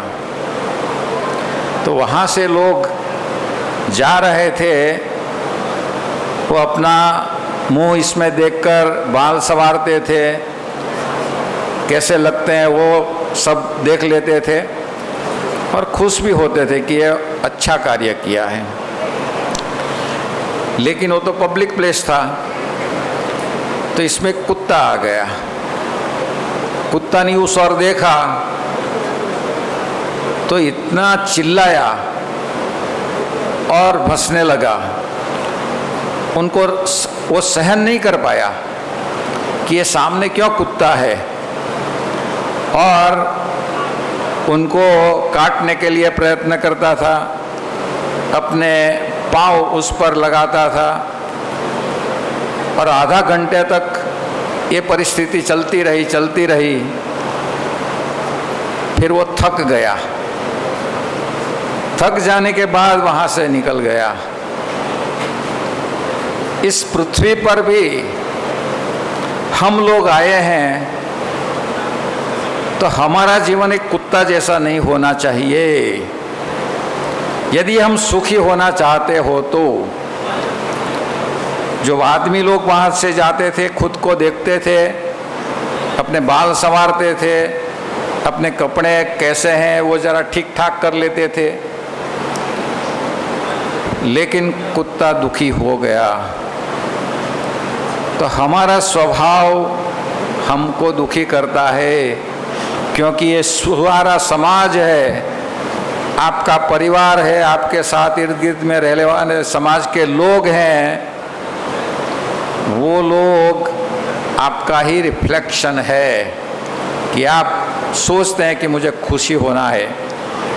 दो चीज़ हमको समझनी है। एक तो मैं बोलता हूँ उसमें मुझे कोई पैसे नहीं लगते हैं, लागत नहीं आती है। आप लोग भी बोलते हैं दिन भर में सुबह से शाम तक, तो आपको कोई लागत आती है कि नहीं इतना पैसा डालना पड़ेगा बाद में मैं बोल पाऊँगा? ऐसा तो कुछ है नहीं। आप सुनते हैं तो सुनने में भी आपको कहाँ पैसे लगते हैं? अभी आपको कुछ जेब में से पैसा निकाल कर डालना पड़ता है कि तब सुनाई देगा, ऐसा तो कुछ है नहीं। तो बोलने के पैसे नहीं लगते हैं, सुनने के भी पैसे नहीं लगते हैं, लेकिन मैं क्या बोलता हूँ उनका परिणाम मुझे मिलता है। उनकी लागत क्या आती है वो बाद में मुझे मालूम पड़ता है। आप जो भी संपर्क में आता है उनको हाथ जोड़ देते हैं, उनकी प्रशंसा कर लेते हैं, तो मैं बोलता हूँ उनकी प्रशंसा करने में, तो उनका फल मुझे क्या मिलेगा? प्रसन्नता मिलेगी। बिल्कुल जैसे सूर्य है, तो सूर्य के प्रति हम अपने कंजली भर के धूल उठाकर ऊपर फेंकते हैं, तो धूल किस पर पड़ेगी? अपने पर पड़ेगी। लेकिन यदि आप अपने पर फूल बरसाना चाहते हो तो अंजलि भरकर पुष्प लेकर सूर्य की ओर आप फेंको तो आपके पर पुष्प बरसेंगे। ये सिद्धांत ये बताता है कि आपके साथ इर्द गिर्द में रहने वाले परिवार के लोग जो कुछ है, ये सूर्य की धूप भी सहन करते हैं, फिर भी ये कर लेते हैं हम। तो कोई बार ऐसा हो जाता है, तब भी उनके प्रति हमारा भाव अच्छा रहना चाहिए। तो बोलने के पैसे नहीं लगते हैं। आप सुनते हैं, उनका भी पैसा आपको नहीं लगता है, लेकिन आप किस प्रकार से उनको लेते हो, इस पर आपको पैसा भरना है या दुख उनका बटोरना है या सुख बटोरने का है। आप अच्छे से ले लो तो आपको आनंद आएगा, सुख आएगा। जिनके सारे दृष्टांत पूज्य ज्ञानवत्सल स्वामी जी ने बताए, जिसमें प्रमुख स्वामी महाराज ने कैसे सब ले लिया, तो इनसे हमारा जीवन में सुख और आनंद बढ़ता है। क्योंकि हम जो बोलते हैं और सुनते हैं उसमें हमारे जो वैचारिक ऊर्जा हम विचार करते हैं सुबह से शाम तक, इनका बहुत अच्छा रोल रहता है। कैसे हम विचार करते हैं, तो विचार के आधार पर हम कोई सुन लेते हैं मुफ्त में, लेकिन उनको इस प्रकार से हम करते हैं। इस पृथ्वी पर हम देखते हैं कि रजोगुण, तमोगुण और सत्वगुण, 3 गुण इनका प्रभाव रहता है। इसमें इस पृथ्वी के साथ जुड़ा हुआ, हम लोगों के साथ जुड़ा हुआ क्या है? रजोगुण बहुत अच्छी तरह जुड़ा हुआ है। लेकिन रजोगुण के साथ यदि सत्वगुण को मिला देते हैं तो खुशियां भर जाएगी, और रजोगुण के साथ तमोगुण को मिला देते हैं तो हमारा सुख चला जाता है। दृष्टांत थोड़ा सा ले लेते हैं। जैसे आपके घर में रसोई बनती है, कोई दिन नमक ज़्यादा भी पड़ जाता है, नमक कम भी हो जाता है, तो खाना ये रजोगुण है। इनके साथ यदि आप नमक ज़्यादा इसमें पड़ गया हो और तमोगुण को मिला देते हैं और अपनी पत्नी पर चिल्लाते हैं कि क्या तुझे तेरी माँ ने ऐसा ही सिखाया है, तो क्या होगा? दुख। यदि सत्वगुण को मिला देते हैं आप कि इसमें भगवान का भोग लगाकर हम खा रहे हैं, तो खा लेने का, शाम को तो मिल जाएगा, अच्छा कम नमक वाला मिल जाने वाला है, हर रोज़ तो ऐसा नहीं होने वाला है। ये सत्वगुण को मिला देते हैं, पॉजिटिविटी की वो जो बात करते हैं, तो संसार में सुख अपने आप आ जाएगा। तो इस प्रकार की जो बातें हैं हमको सुनकर उन पर विचार करना है, और वो विचार अपने जो वैचारिक ऊर्जा है वो सीधे रास्ते पर चलाने के लिए अपने को 3 चीज़ की बहुत आवश्यकता है। आपको प्रश्न होगा कि वैचारिक ऊर्जा जो उत्पन्न होती रहती है, उनको अच्छी वैचारिक ऊर्जा हमारे जीवन में आए इसलिए क्या करना चाहिए? तो इसके लिए 3 चीज़ की बहुत आवश्यकता है। जो पूज्य ज्ञानवत्सल स्वामी जी ने बताया कि 10 मिनट अपने कुछ अच्छा वांचन करना चाहिए। जो भी धर्म में अपने गीता, श्रीमद् भगवद गीता में बहुत अच्छा ज्ञान भरा है, और भी कई हमारे संतों महंतों के अच्छे विचार के पुस्तकें हैं, रामायण महाभारत में भी अच्छे विचार प्राप्त होते हैं। तो उनसे उनको पठन करने से हमारी वैचारिक ऊर्जा सही दिशा में चलती है। दूसरा ये है कि आप मंदिर जाने के लिए आदी हो जाते हैं कि सुबह स्नान करके नज़दीक में कोई भी मंदिर हो जिसमें आपको श्रद्धा हो, वहाँ जाते हैं तो एक अच्छी वैचारिक ऊर्जा प्राप्त होती है। और इन सबसे श्रेष्ठ ये है कि यदि संतों का समागम मिलता है, जैसे प्रमुख साईं महाराज, महंत साईं महाराज ने हम सबको प्रेरित किया है, तो ज्ञानवत्सल स्वामी जी वो तो बहुत पढ़े लिखे हैं, इंजीनियरिंग कॉलेज से वहाँ BVM से इंजीनियर हुए हैं, उनका वो डिस्टिंक्शन आया था। आज तो अमेरिका में कहीं उनके भाई तो एक अमेरिका में है, बहुत अच्छी जगह पर है, तो उनसे भी ये तो तेज है, तो वो तो बहुत आगे बढ़ जाते हैं। लेकिन प्रमुख साईं महाराज के संग से, महंत साईं महाराज के संग से ऐसे 1200 संत प्रेरित युवाओं प्रेरित होकर संत बन गए हैं, तो सबको प्रेरित कर रहे हैं अपने प्रवचन से। तो ऐसे संतों के समागम से हम ज़्यादा प्रेरित होते हैं, सबसे ज़्यादा प्रेरित होते हैं। तो अशोक भाई ने भी आज कई दिनों से प्रयत्न करके संतों को, ज्ञानवत्सल स्वामी जी को बुलाया, ये सभा का आयोजन किया। और एक और चीज़ बाकी है, इसमें जो सुख और दुख है, अंदर से सुख और दुख नहीं मिलता है, भगवान की ये रचना है।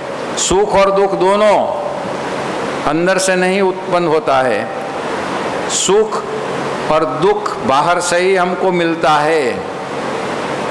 एक दृष्टांत मैं देता हूँ। आपने 10,000 रुपया खर्च करके एक सारा सूट आपने बनाया। यदि आपने खुद मेहनत करके पैसे कमाकर बनाया है तो उनका सुख तो आपको लेना चाहिए और उनसे मिल जाना चाहिए। तो फिर आपको तो दिन भर काम करके रात को आने का, आकर ध्यान स्नान आदि करके वो सूट पहन लेने का और शीशे के आगे खड़े रह जाने का, बहुत अच्छा है, कलर अच्छा है, सब बस मिल जाएगा सुख। आपको नहीं मिलेगा। ये पहनकर कोई शादी के समारोह में आप जाओगे, कोई बड़े नेता आते हैं उनके समारोह में आप जाते हैं और अच्छे अच्छे लोग इकट्ठे होते हैं और अशोक भाई जैसे पूछ लेते हैं कि ये कहाँ से आप लाए, बहुत अच्छा दिखता है। खुशी कहाँ से खुशी मिली? बाहर से। आपकी ओर सब देखते हैं तो खुशी मिल जाती। सब खाने में भी ऐसा है। चपाती दाल भात अच्छी है तो हम खुश हैं, हमारे में खुशी नहीं है। हमारे में खुशी होती तो जो भी दाल मिली, 2 भी चपाती मिली, वो खाकर हम खुश रह जाते हैं, लेकिन नहीं मिलता है। अच्छी अच्छी रेस्टोरेंट में जाते हैं, वहाँ जाकर आप विचार कीजिए, हाथ जोड़कर यदि विचार आता है तो बोलते हैं कि पिज़्ज़ा भाई आप बहुत अच्छे हैं तो मुझे आनंद है, वरना मेरे में तो आनंद है नहीं। तो एक खाने पर हमारा निर्भर है। तो बाहरी चीज़ हो गई है सब। बजाने वाले का भी ऐसा है, गाने वाले की भी ऐसी परिस्थिति है। ये 3-3, 4-4 घंटा रियाज करते हैं, लेकिन एक हॉल में जाकर जब गाना गाते हैं और लोग तालियां बजाते हैं तो उनको आनंद मिल जाता है कि नहीं नहीं बहुत अच्छा गाना गया, वरना तो 3-4 कलाकार हर रोज़ वो रियाज करता है तो आनंद मिल जाना चाहिए, इसमें खुशी होनी चाहिए। लेकिन समझने का ये है कि आपको और हमको सबको बाहर से आनंद मिलने वाला है, सुख और दुख भी बाहर से ही मिलने वाला है। अपने अच्छे रिलेशन रखेंगे, सही दिशा में अच्छी तरह उनसे बातचीत करेंगे तो हमें खुशी मिलेगी। तो इसका मतलब ये है कि आप जो पैसे कमाते हैं तो पर्याप्त आपके जीवन के लिए तो रखना है, इनके अलावा जो भी कुछ है इसमें से हमें इनका भी इस्तेमाल करना है, क्योंकि खुशी तो आनंद तो बाहर से मिलने वाला है। तो एकल विद्यालय का जो प्रोजेक्ट चल रहा है बहुत अच्छा है। आप अभी हमने एक प्रणालिका देखी कि जितने समारोह होते हैं उसमें पौधे को पानी पिलाते हैं, तो पानी पिलाते हैं छोटे पौधे को। ये बड़े बड़े वृक्ष हो गए, उनको कोई पानी नहीं पिलाने जाता है क्योंकि वो बड़ा हो गया, उनको पानी कौन पिलाएगा? भगवान। जब बारिश होती है तब उनको पानी दिया जाता है, लेकिन इस छोटे छोटे पौधे को तो हमें ही पिलाना है। तो इस तरह एकल विद्यालय में छोटे छोटे गाँव में बच्चे हैं और उनको पानी पिलाना हमारा कार्य है। आगे जाकर वो बड़े हो जाएंगे और पुष्ट हो जाएंगे, अच्छे संस्कार युक्त हो जाएंगे, बाद में आपको कुछ ज़रूरत नहीं है। तो इसलिए एकल विद्यालय को भी सबको सपोर्ट करना चाहिए। बहुत अच्छा प्रोजेक्ट है, आज बहुत छोटे पैमाने पर लगता है, लेकिन आने वाले सालों में एक बहुत बड़ा बदलाव लाएंगे। परिवार, देश के लिए अच्छा होगा, परिवार के लिए अच्छा होगा, समाज के लिए अच्छा होगा। तो इनके साथ आप सबका आभार व्यक्त करके इस समारोह में हमें जो मौका दिया है, तो ये भगवान से प्रार्थना करते हैं पूरा नेपाल राष्ट्र समृद्ध बने, सुखमय बने और आप लोगों की ज़िंदगी भी सुखमय बने, ऐसी भगवान के चरणों में प्रार्थना।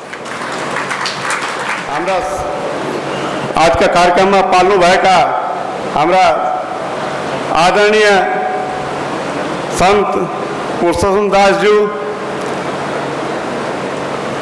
स्वामी ज्ञानवत्सलज्यू,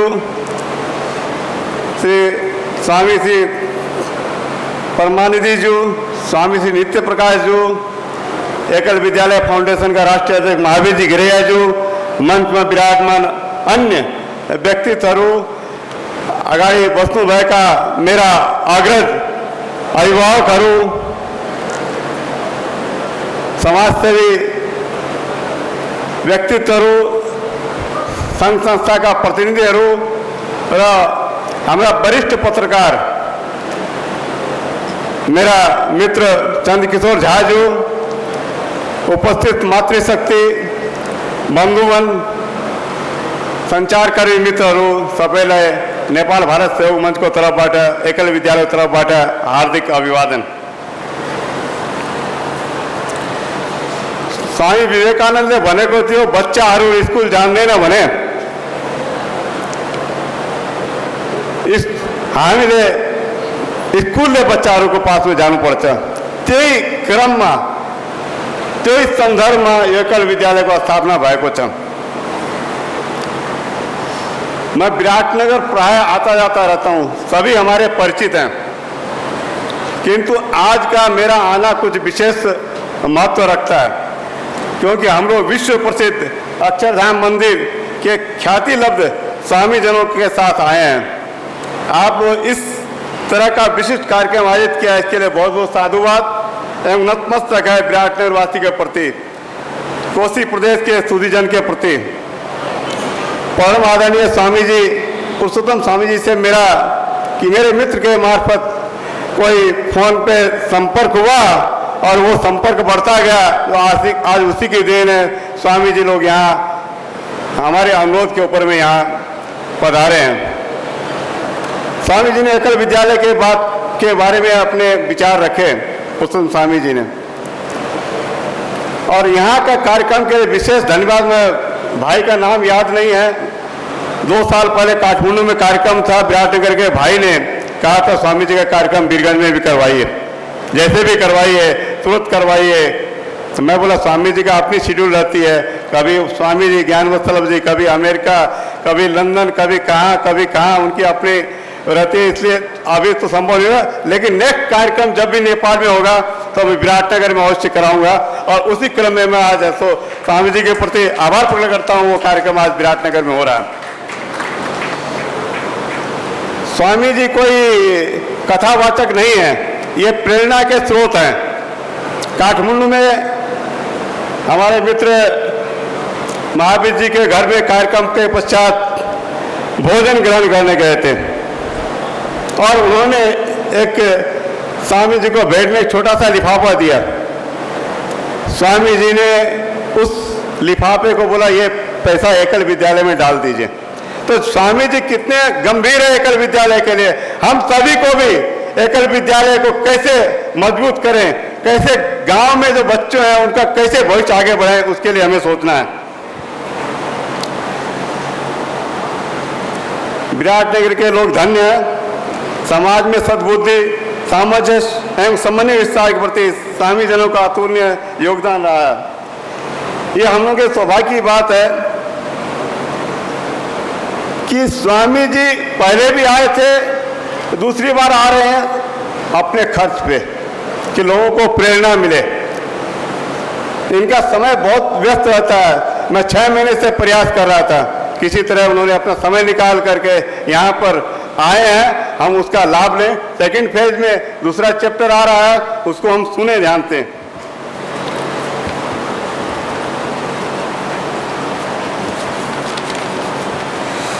संयुक्त परिवार हमारे समाज की रीढ़ है। वर्तमान में परिवारों का विघटन हमारी पारिवारिक शक्ति को छीन कर रहा है। ये हमारी संस्कृति के मूल्यों से मेल नहीं खाता। इसी कारण आज पारिवारिक तनाव की स्थितियां बढ़ रही है। लोग स्वयं को एकाकी महसूस कर रहे हैं। अंत में आज का ये संवाद बहुत ही प्रेरक और प्रतिष्ठा प्राप्त हो, प्रबंधन युक्त हो, प्रबंधनकारी हो, यह कामना करते हैं। हमें स्वामी जी को सुनना है, इसलिए अपनी बात को मैं यही विराम देता हूँ। अंत में मैं बीरगंज महानगर पालिका का सद्भावना दूत हूँ, इसलिए बीरगंज महानगर पालिका के नागरिकों की ओर से इस ऐतिहासिक अवसर पर विराटनगर की उन्नति प्रगति की मंगलमय कामना अर्पित करता हूँ। और मैं एक खुशखबरी भी सुनाना चाहता हूँ। हमारे वरिष्ठ पत्रकार हमारे मित्र चंद किशोर झा जी, जिनका कि नेपाल भारत संबंधों के विश्लेषक है और उनका हर एक थर्सडे को कांतिपुर पत्रिका में एक एडिटोरियल आता है। और 2-3 पहले उनको 2 व्यक्ति को नेपाल में राष्ट्रीय प्रतिभा पुरस्कार मिला है। उसमें एक डॉक्टर संदू कुमार और एक हमारे चंद किशोर झा जी को प्रशस्ति पत्र और 2.5 लाख रुपया नगद सरकार दे रही है। मैं अपनी वाणी को यही विराम देते हुए आप सभी से विदा लेता हूँ। जय स्वामीनारायण। धन्यवाद नेपाल भारत सहयोग मंचका अध्यक्ष अशोक बैज्यू। अब हामीसँग धेरै वक्ता हुनुहुन्न। पुनः हामीले अब मात्र एउटा स्वामीजीकै एउटा आशीर्वचन कार्यक्रम छ र त्यसपछि हामीहरू अध्यक्षबाट कार्यक्रम अन्त्य गर्ने अवस्थामा पुगिसकेका छौँ। धैर्यता गरिदिनु होला। पर बस्नुभएका दाजुभाइ दिदीबहिनीहरू पनि कुर्सीमा आएर बसिदिनु हुनेछ भन्ने मैले आशा गरेको छु। र अब हामीले पहिलो सत्र कार्यक्रमलाई सम्पन्न गरिसकेका छौँ। दोस्रो सत्रमा हामीले पुनः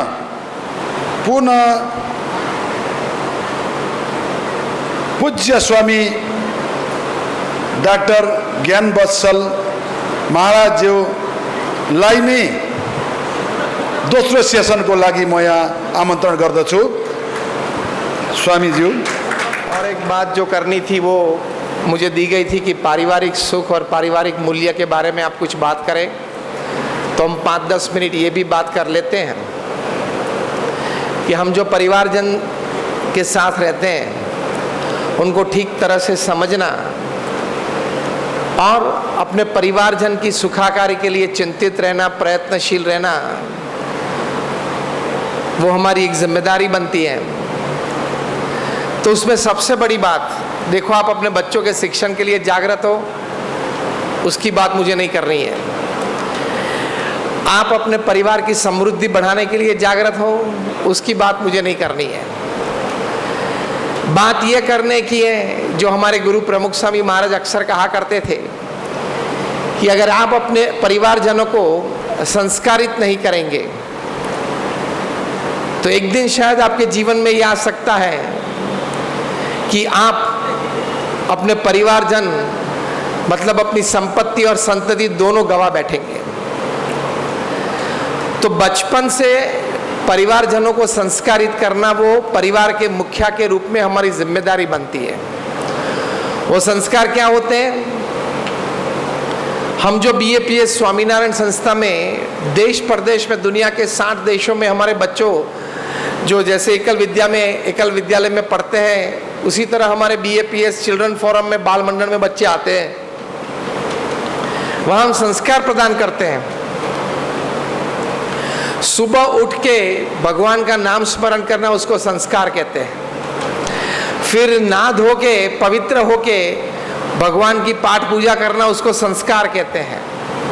फिर माता पिता का चरण स्पर्श करना, मातृदेवो भव पितृदेवो भव, इस भावना से उसको संस्कार कहते हैं।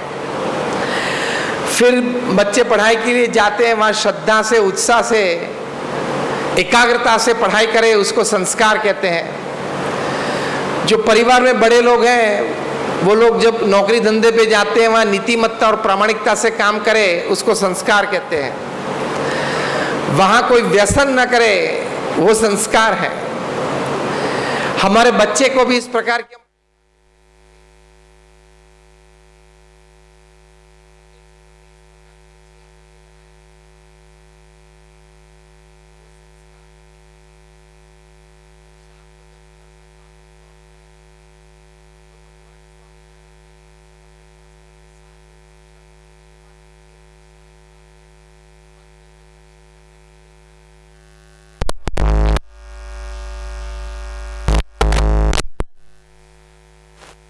भोजन साथ में लेना और उस भोजन करते वक्त पूरी दिनचर्या की आपने सभी एक दूसरे के साथ करें, उसको संस्कार कहते हैं।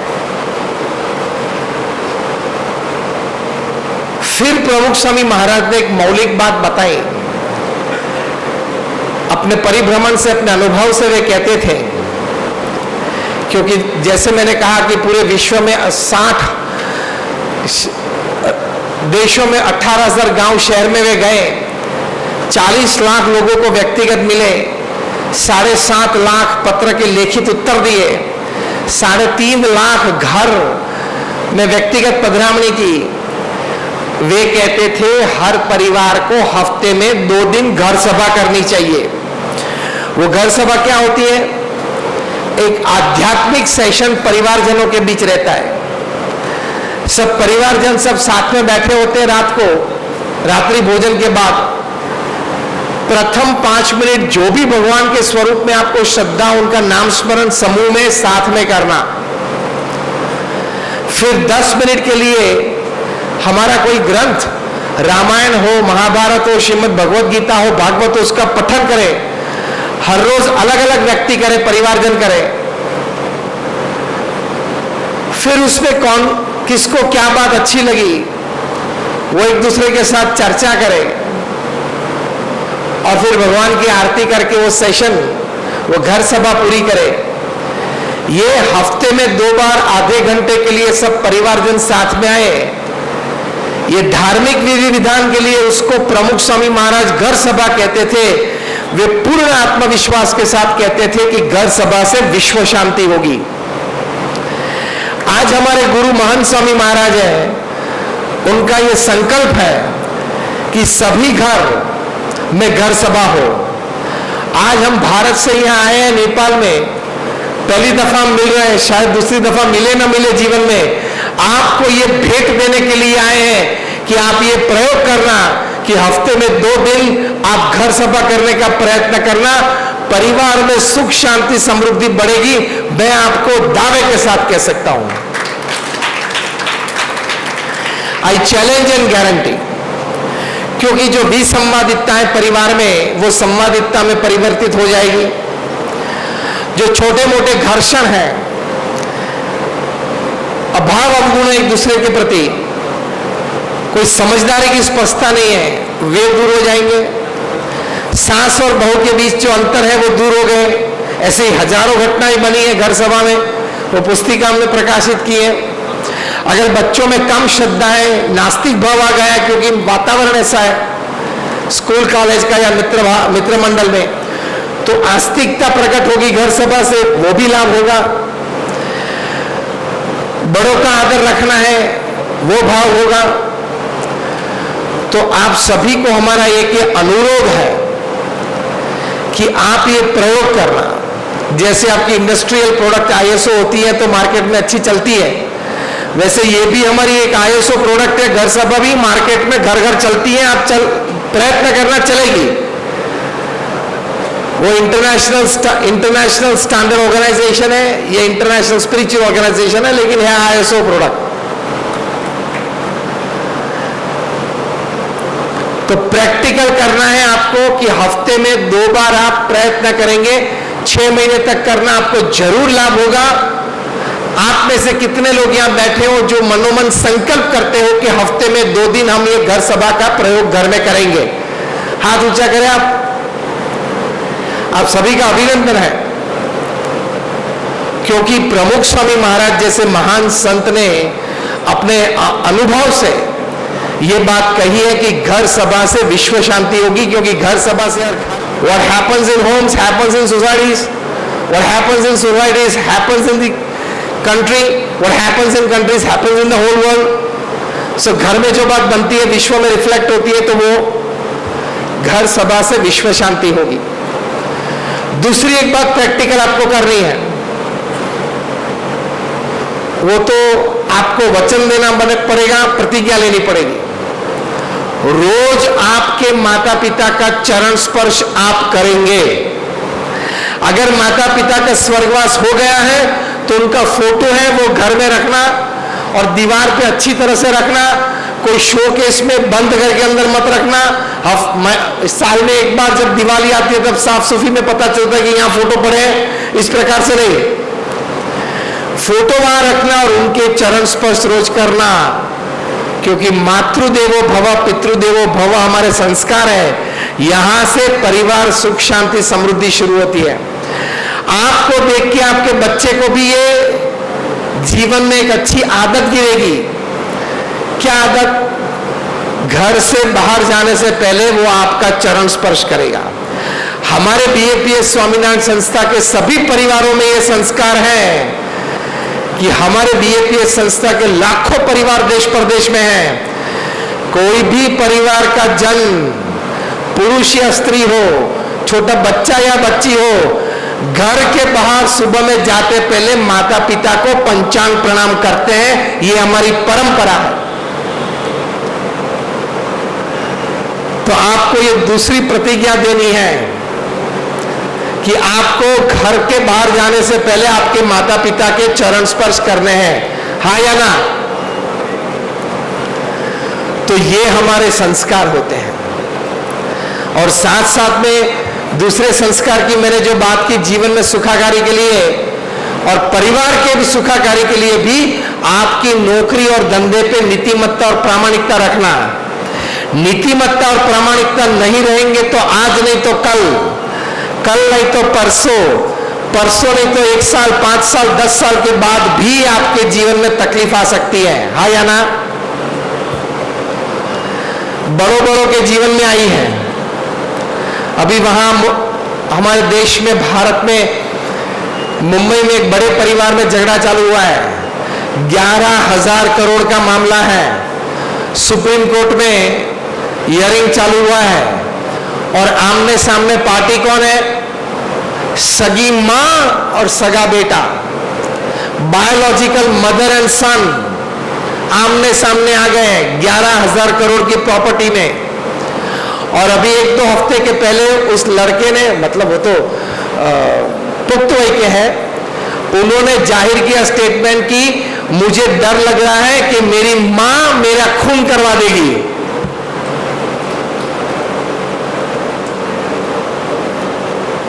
ये वास्तविक परिस्थिति है।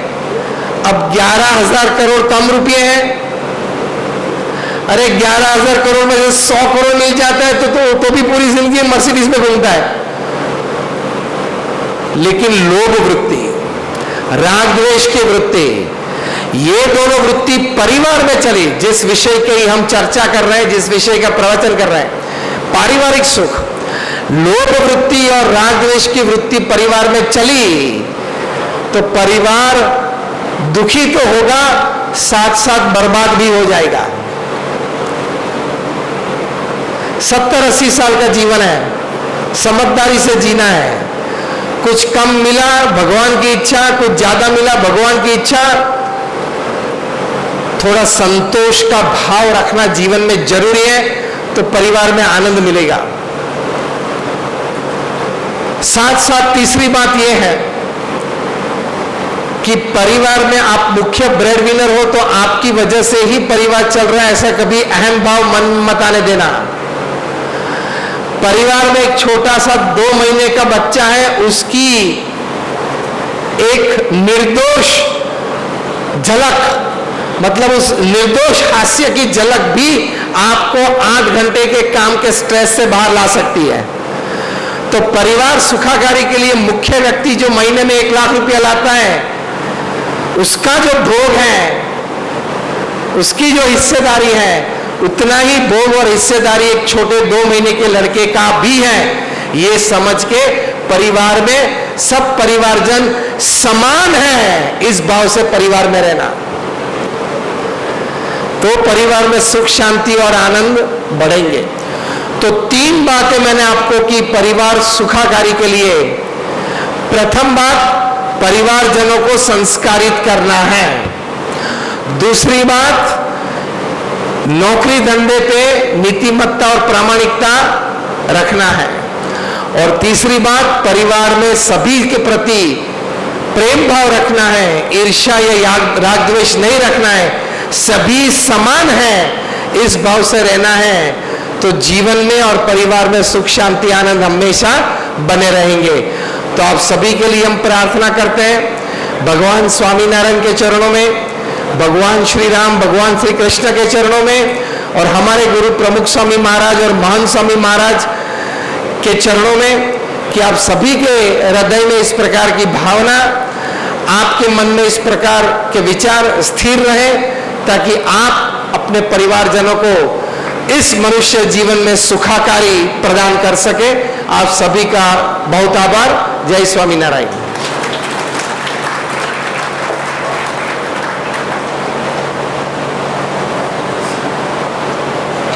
हम लोग विराटनगरवासी विशेष भाग्यशाली हैं। स्वामी जी दोहरा कर आकर हम लोग को आशीर्वचन देके चले गए हैं। धन्य, हम लोग धन्य है स्वामी जी के प्रति। म आज कार्य काम गर्दै गर्दा कहिले काहीँ केही त्रुटि पनि हुन जान्छ। हाम्रा अभिभावक संघ विचार परिवारका राष्ट्रिय हिन्दू सेवक संघका राष्ट्रिय सहकार्यवाह महेन्द्र शाहज्यू यहाँ उपस्थित हुनुहुन्छ, तर मैले यहाँ समिँदै पनि मैले नाम लिन सकिनँ। उहाँलाई विशेष स्वागत सम्मान छ। त्यसरी नै मिनु जोशी दिदी हुनुहुन्छ, वरिष्ठ समाजसेवी दिदी, अन्त्यमा भए पनि उहाँलाई पनि स्वागत सम्मान। ज्येष्ठ नागरिक हातेमालोका अध्यक्षज्यू मेरा आदरणीय दाजु हुनुहुन्छ, उठेर एकदली सबै, उहाँ वरिष्ठ समाजसेवी हुनुहुन्छ। मैले जे जति सम्झेँ यही सम्झेँ, बिर्सिएँ भने माफ दिनु होला। मैले अब कार्यक्रम अन्तिम चरण लगेँ। अब मायाको चिन्हको पाली आएको छ। मायाको चिन्ह हस्तान्तरण गर्नको लागि यहाँ सहयोगीको रूपमा नेक्स्ट नारायण तापडिया, यसपछि नारायण तापडिया दाजु अग्र आइदिनु होला। नारायण तापडिया दाजु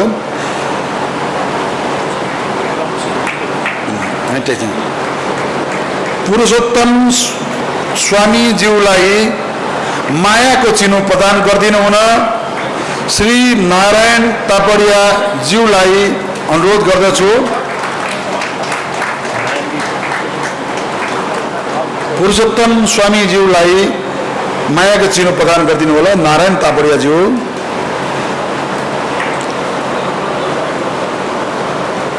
स्वामी नित्य प्रकाश ज्यूलाई मायाको चिन्ह प्रदान गरिदिनु हुन अभिषेक तोदी ज्यूलाई अनुरोध गर्दछु। अभिषेक तोदी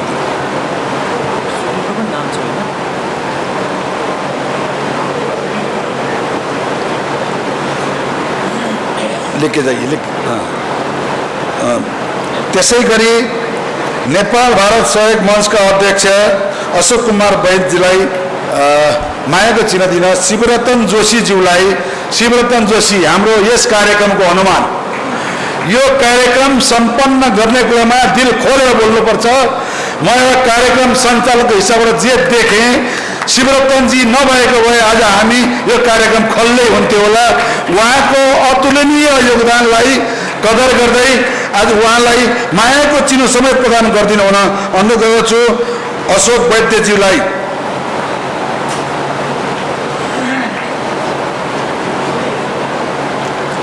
त्यसै गरी हिन्दू स्वयंसेवक सङ्घ कोशी सम्भागका सञ्चालक सियाराम रौनियारज्यूलाई मायाको चिनो प्रदान गरिदिनु हुन एकल विद्यालय अभियान मोरङ जिल्लाका अध्यक्ष सुधीर तोदीज्यूलाई अनुरोध गर्दछु।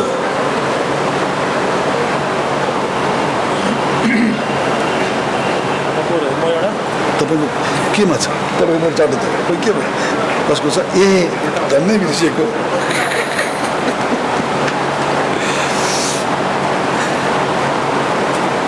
अब एकल विद्यालय फाउन्डेसन अफ नेपालका अध्यक्ष महावीर घिरिया, यानी कि हाम्रो एकल विद्यालयका अग्रज हाम्रो अभिभावकलाई मायाको चिनो प्रदान गरिदिनु हुन राजकुमार शर्माज्यूलाई हार्दिक अनुरोध गर्दछु।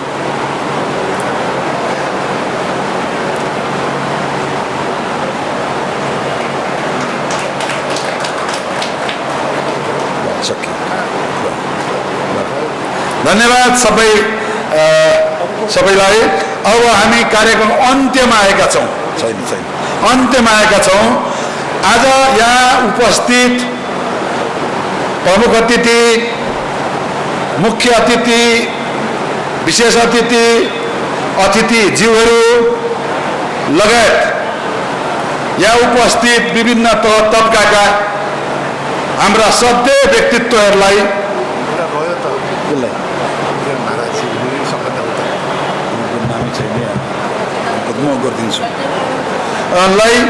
धन्यवाद ज्ञापन गरिदिनु हुन यस भाग कोशी भागका अध्यक्ष जितेन्द्र कुमार राठीज्यूलाई अनुरोध गर्दछु। एकछिन मैले हजुरलाई विश्राम लिए। हजुरलाई एकछिन म बुझिसकेँ। स्वामीज्यूहरूको साथमा आउनुभएका अर्का एकजना हाम्रा सहयोगी दिल्लीबाट आउनुभएका व्यक्तित्व नाम के हो लाई मायाको चिन्ह प्रदान गरिदिनु हुन विनोद अग्रवालज्यूलाई म हार्दिक अनुरोध गर्दछु।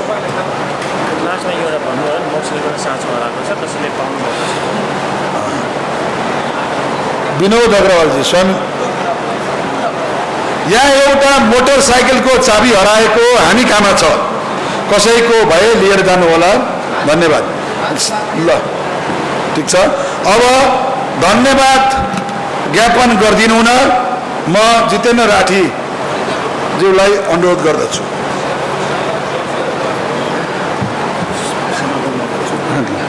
जय श्री राम, जय श्री स्वामीनारायण।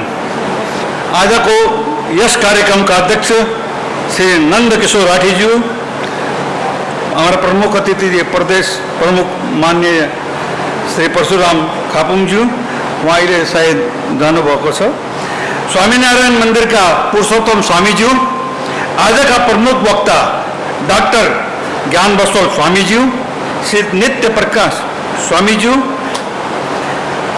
एकल विद्यालय फाउन्डेसन अफ नेपालका राष्ट्रिय अध्यक्ष श्री महावीर प्रसाद घिरैयाज्यू, नेपाल भारत सहयोग मंच का राष्ट्रीय अध्यक्ष अशोक वैद्यज्यू, सीताराम जी, उपस्थित उच्च पदस्थ सरकारी अधिकारीज्यूहरू, बौद्धिक सामाजिक तथा धार्मिक क्षेत्रका प्रवक्त व्यक्तिज्यूहरू, पत्रकार बन्धुज्यूहरू, उद्योगी व्यापारी तथा विभिन्न क्षेत्रबाट प्रतिनिधित्व गर्ने हुने मेरा आदरणीय दाजुभाइ तथा दिदी बहिनीहरूमा म एकल अभियान कोशी प्रदेश अध्यक्ष जितेन्द्र कुमार राठी सबैमा हार्दिक अभिनन्दन गर्दै हाम्रो निमन्त्रणालाई स्वीकार गरी कार्यक्रमलाई भव्य रूपमा सफल बनाइदिनु भएकोमा म यहाँ उपस्थित सबैमा हार्दिक धन्यवाद व्यक्त गर्दछु।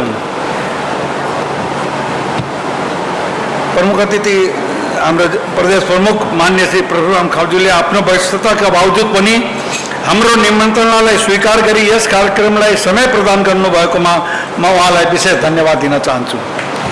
आफ्ना विचारद्वारा जीवनशैली, अहिले हामीहरू डाक्टर साहबको सुन्नुभयो, आफ्ना विचारद्वारा जीवनशैली परिवर्तन गराउन सक्ने विद्वान वक्ताको रूपमा देश विदेशमा ख्याति कमाइसक्नुभएका डाक्टर ज्ञानबसो स्वामीज्यू तथा अन्य स्वामीजीहरूबाट प्राप्त प्रेरणादायी आशीर्वचनले निश्चय पनि व्यक्तिका व्यवहारमा परिवर्तन आउने कुरामा म विश्वस्त छु।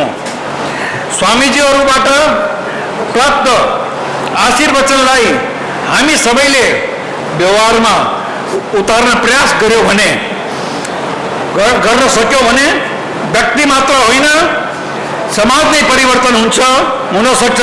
यस प्रकारका आशीर्वचन कार्यक्रम पुनः भइरहोस्, स्वामीजीहरूको साथ सहयोगको निरन्तरता भइरहोस् भनी अभिलाषा राख्दै पुनः स्वामीजीहरू लगायत यहाँ उपस्थित सबैमा हार्दिक धन्यवाद ज्ञापन गर्दै म बिदा लिन चाहन्छु। धन्यवाद।